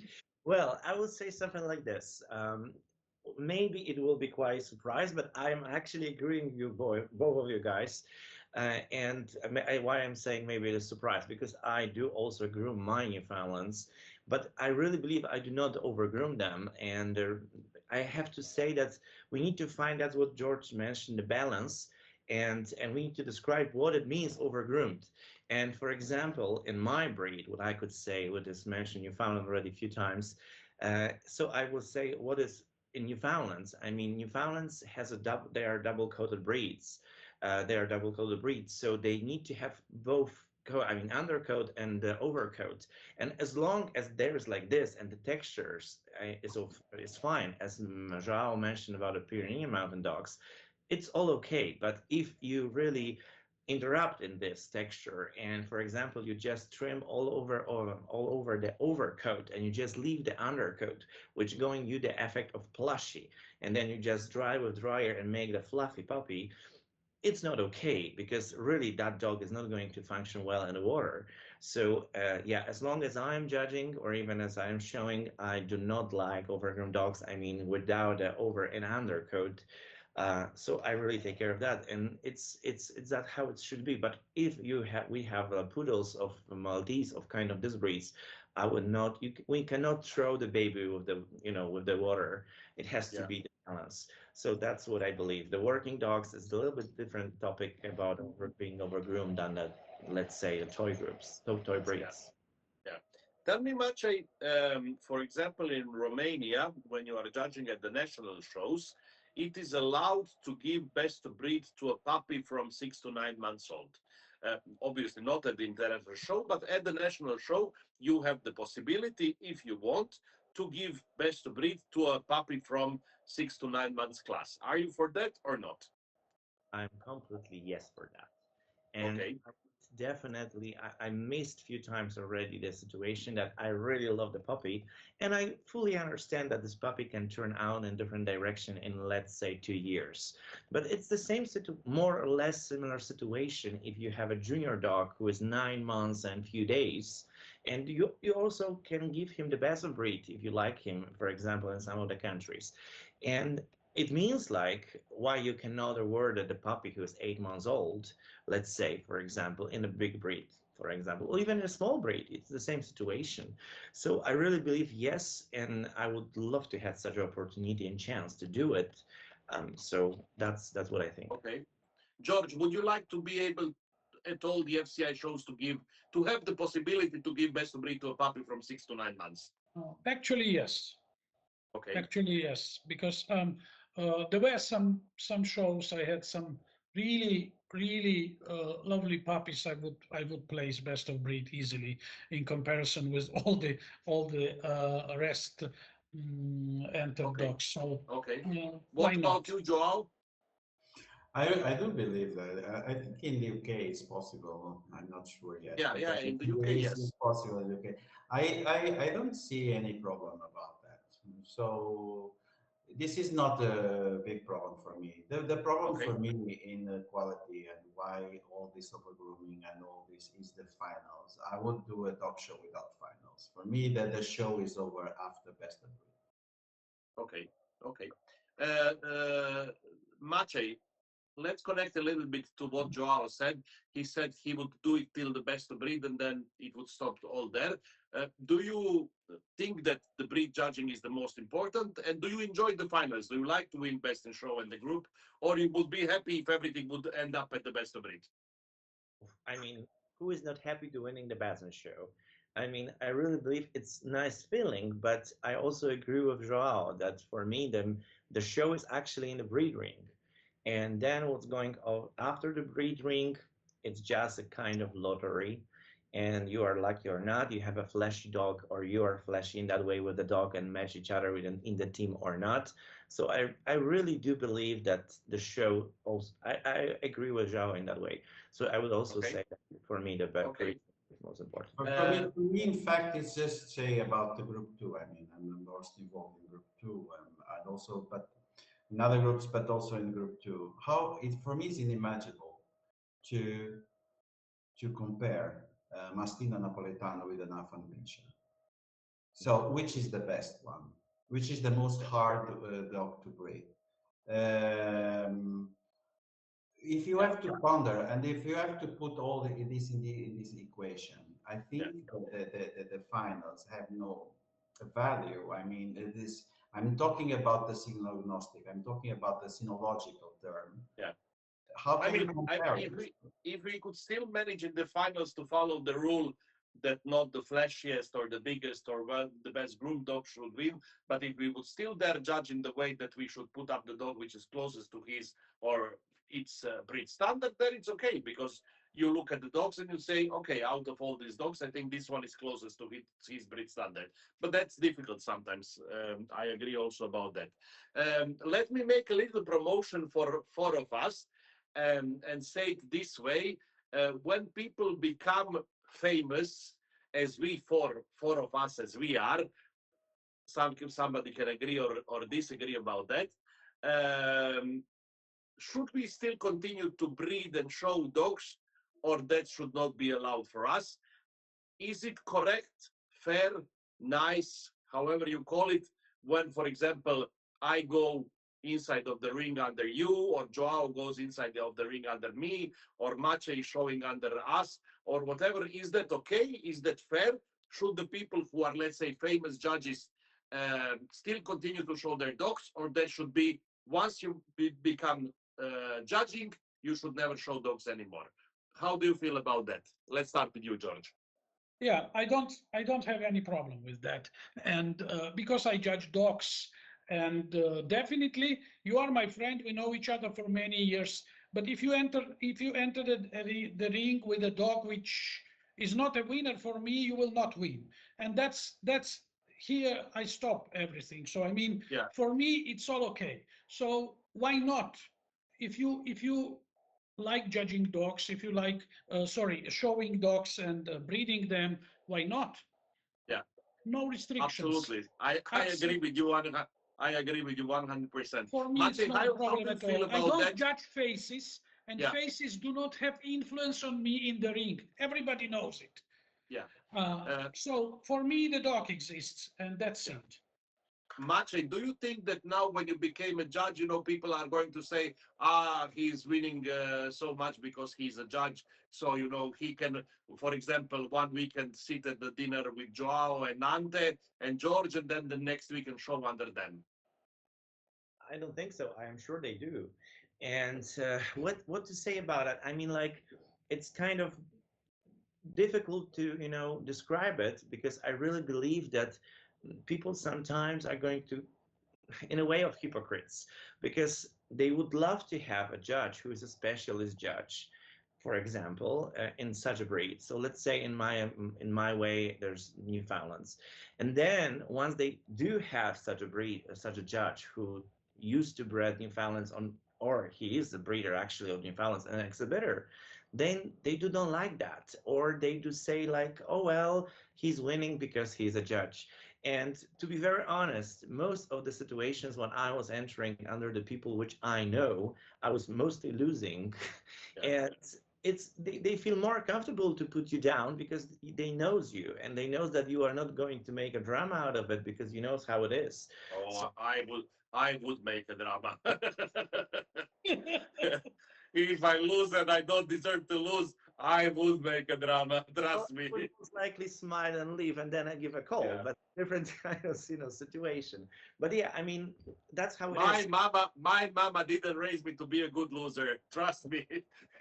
She said you need to say even when it's even wrong. if I know it, I would place the dog which I consider the best. No, no, absolutely, of course. You know what I always say, and I mean everybody who knows me, and I have never been one of these, nice smiling guys, oh, thank you so much, and then go out of the ring and I say bloody bastard, and so on and so. If I have to say something, I say something, and that just bring me to troubles from time to time, and I don't run away from it. But I didn't become hypocrite in the moment when I started judging. When I'm judging, if somebody lose under me and I see that the person is angry, I say, listen, I understand you perfectly.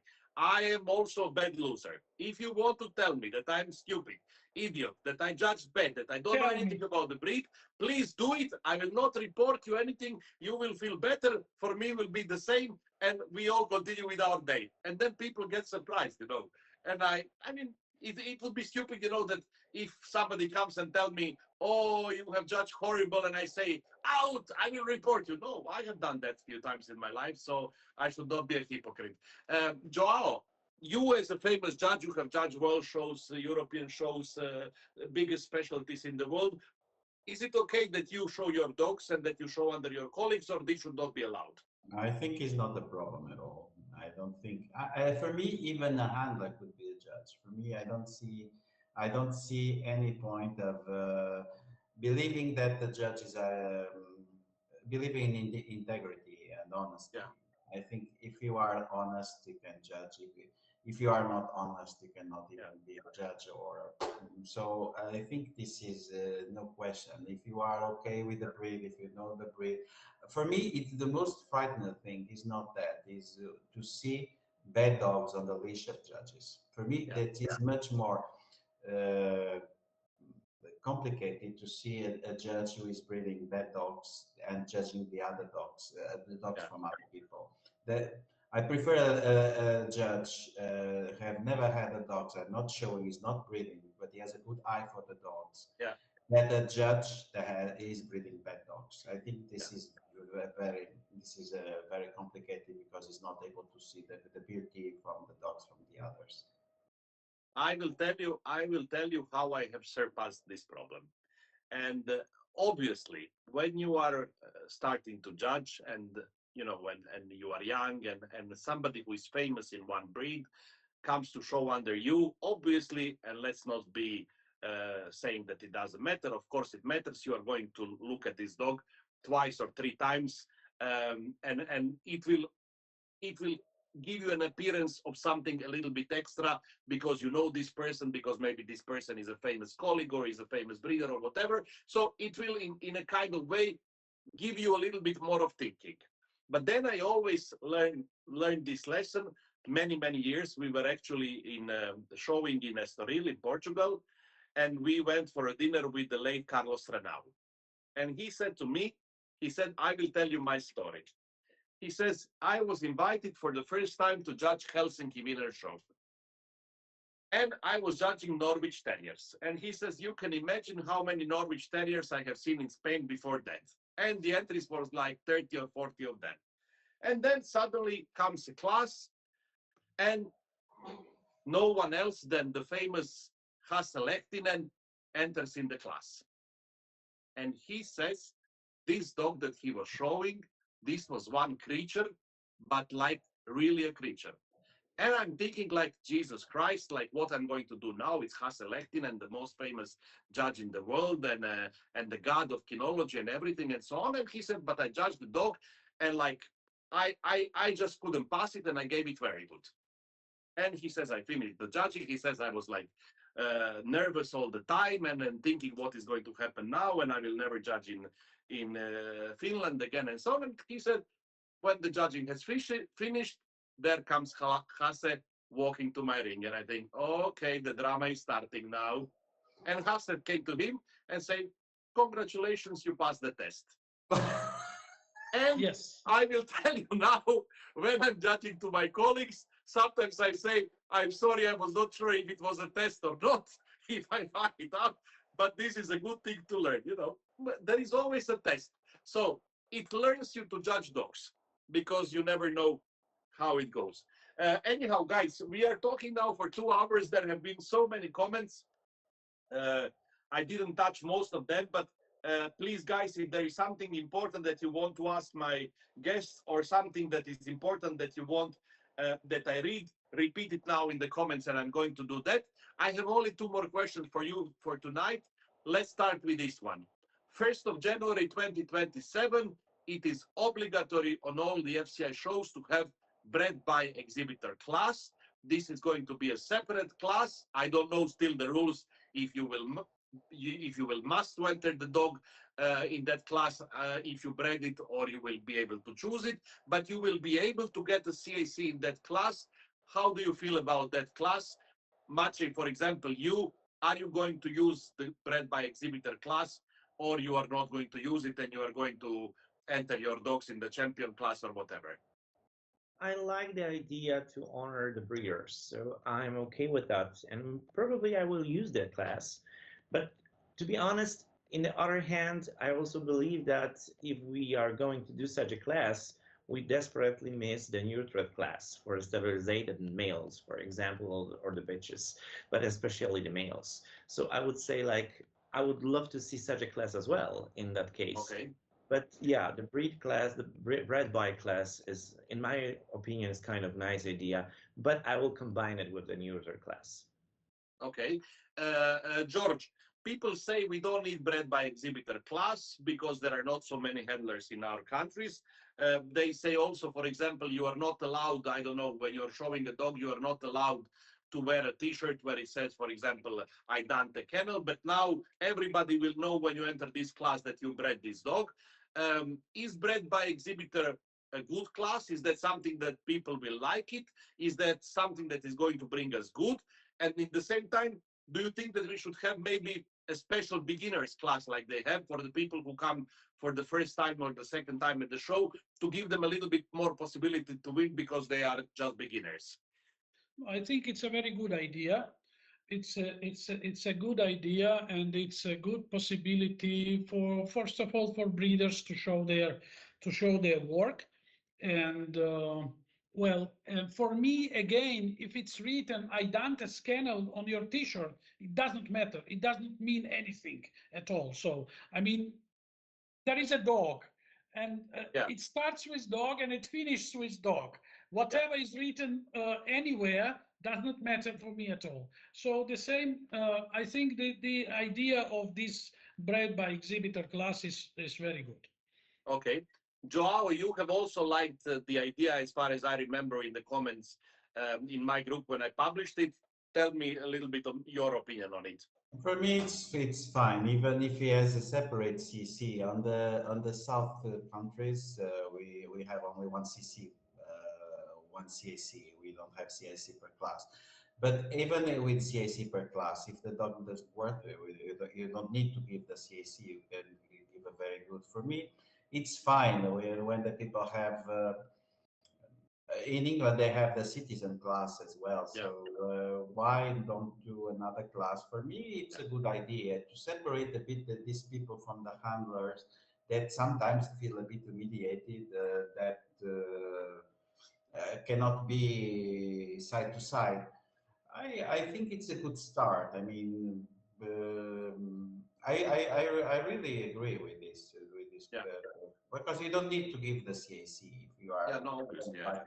Oh, I think that in one way, I think that anything that can support and breeders, because I think breeders really need to be supported urgently. Otherwise, the dog shows are going to end up because everybody wants to judge, everybody wants to organize, everybody wants to show, everybody wants to groom, but nobody wants to breed. And I can understand that, because every time when I have a litter, I say this is the last one because I have no nerves for this anymore, because there is always some troubles and something going on.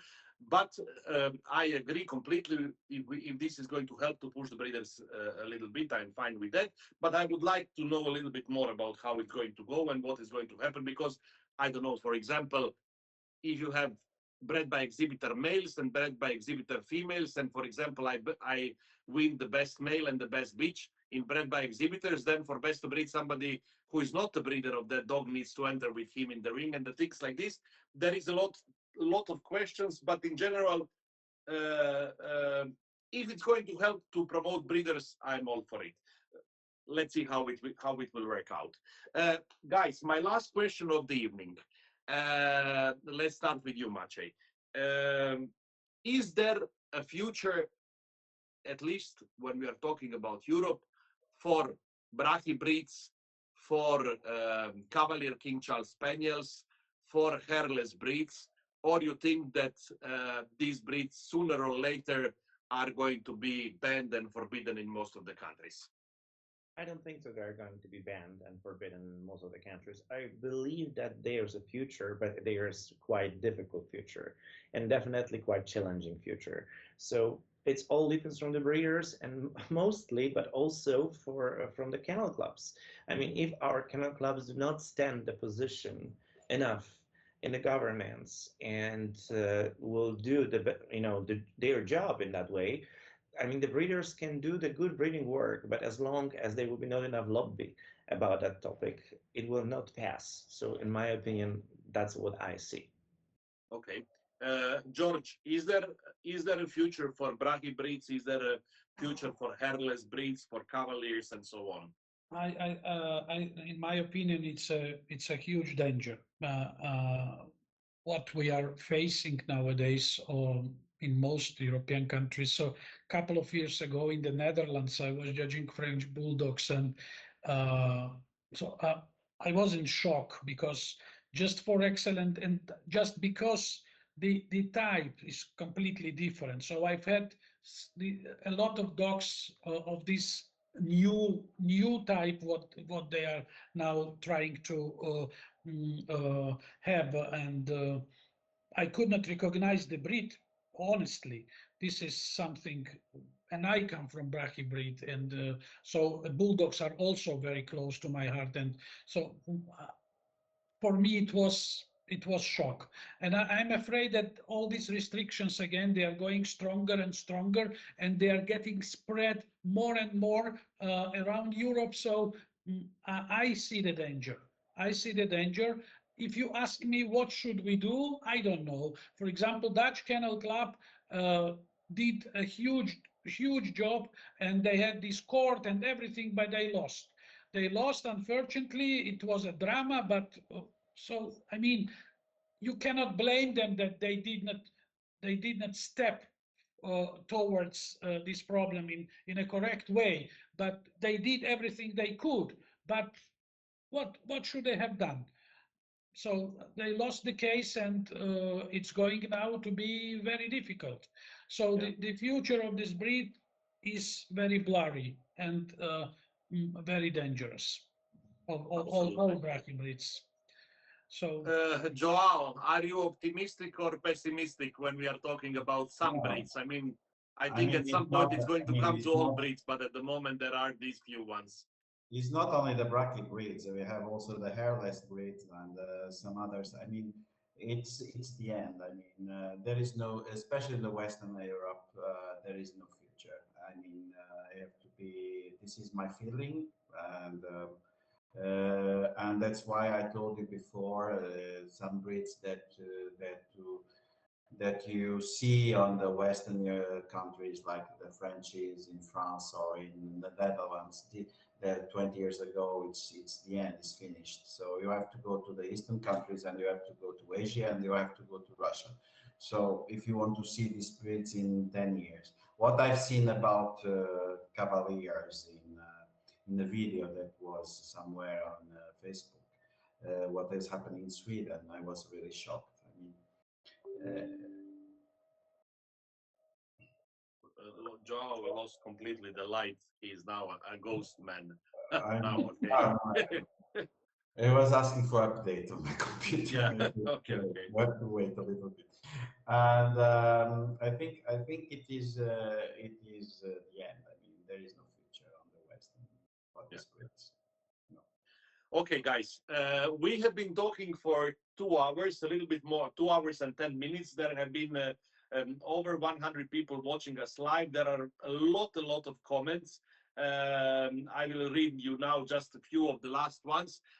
I hope when you have a little bit of time that you can go through them, and if you want to answer to somebody particular or something that they were commenting and asking, be free to do that.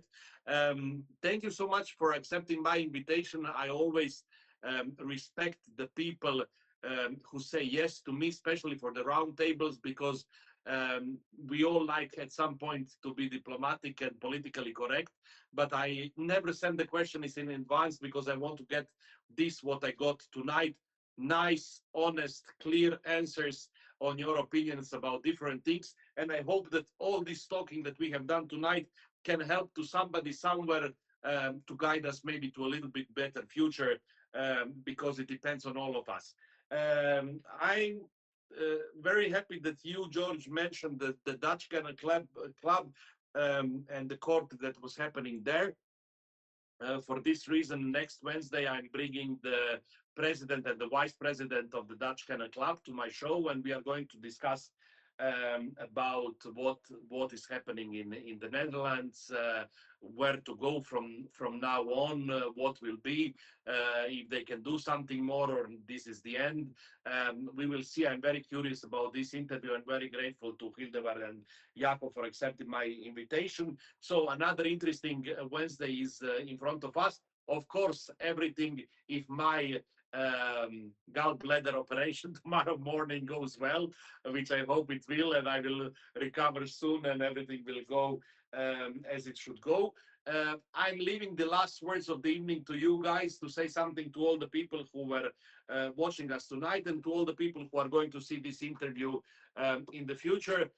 Let's start with you, Joao, your last words of the evening. First, I want to thank you, and it was a big honor to be invited to your group because you are the biggest influencer on the dog world nowadays, which is true. I mean, I think this is everybody knows that. It was a big honor for me to be on the round table with such good friends of me. George is a brother to me, and Maciej is the new generation, the future from us. I don't. I would like to be more positive, but I don't see a bright future for us in the Western. But we have to fight. I mean, and we have to try to be positive and to help the new generations coming. We need mentors. We need to help the people, especially the new judges coming, and that's all. That's the only thing I have to tell. But I don't see a bright future. Maybe I'm not in the best mood, but I don't see a bright future for us. Okay. Georgica, are you a little bit more positive about our future? Your last words of the evening. First of all, hvala. You are very welcome. Yeah, thank you very much for having me together with my friends, colleagues this evening here. Thank you everyone who took time to listen to our conversation and to our opinion. It's a big honor and pleasure. Honestly, I'm a positive person, and I would love to have positive expectations for the future. Unfortunately, we are living in a crazy world, in totally crazy times nowadays. Nobody knows what's going to happen tomorrow and in what kind of situation we will wake up. But the most important thing, let's not forget that it's all about dogs. So it's all about dogs. It should start with dogs and finish with dogs. And this is, I think that even we have a lot of problems now. We are all blessed to be involved in this fantastic field and absolutely amazing sport. So yeah, I wish to our beloved dog world so a lot of success in the future, and so I hope for it indeed. Yeah, thank you very much. Maciej, you are the youngest one, so I hope that at least you can be a little bit more positive on the future of the sport. Well, I think I could say that, but before that, I would say thank you so much for once again for taking here second time in this really interesting talk show about the dogs, of course. And it was a super experience, especially with these two gentlemen from this sport to having on a round table. And I really hope that we bring some nice topics on the table. And I have to say that I really believe that there is a huge chances that it will go in the better direction. But only one thing which can change that is ourselves, and to not forget it, that there's all about the dogs. That's what George said. So I would just say to all of us here, and also to everyone who are watching us tonight, bring back the dogs, because we are doing it for them, for the dogs, and not for the politics, not for getting the title of being president of this or that, or being the judge like this or that. We has to be always remembering that this is all about the dogs, and I really would like to live in that way. Yeah. Let's hope that people and everybody who is involved will listen and think the same way as we does. I liked a lot of things that you all said tonight, and I love that we came to one point which I always repeat, and I'm so happy that all three of you, have gone in the same line with me about that. Whenever we start about, oh, there is politics, oh, judges are judging, showing under judges, oh, professional handlers, oh, this or that, I said, guys, all problems are solved as soon as we are only about dogs. When we judge dogs, when we only look dogs, all problems are solved. Doesn't matter who is important, who is not important, who is a judge, who is a handler, who is the organizer. As long as we go back to the basics, everything will be fine. I have really, really enjoyed this evening tonight. But of course, this is not the most important thing. Much more important is that people who were watching us were enjoying that, because for four of us, we can have fun also in some restaurant somewhere. So I'm going to read you for the end of the evening just few of the comments that we got now. Ian is saying a wonderful interview as always. Hausman saying thank you very much. Paula Mikara saying just the high quality of interview that I expected. Thank you. Cheryl saying loved it. Love from, I think it's Ireland. Uh, Divo Razera saying congratulations to all. James saying brilliant evening as ever. Thank you, Ante. Billy saying an excellent evening. Lee saying thank you guys, really enjoyable interview. Sirpa saying excellent answers. Personally had same opinions as you all. Gabriela saying thanks a lot. It was very interesting and a high quality. It was an excellent evening. Thank you. Merci beaucoup.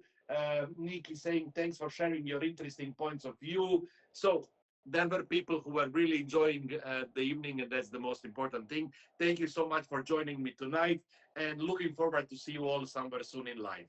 Good night, and see you next Wednesday. Bye bye. Good night. Thank you. Good night. All the best.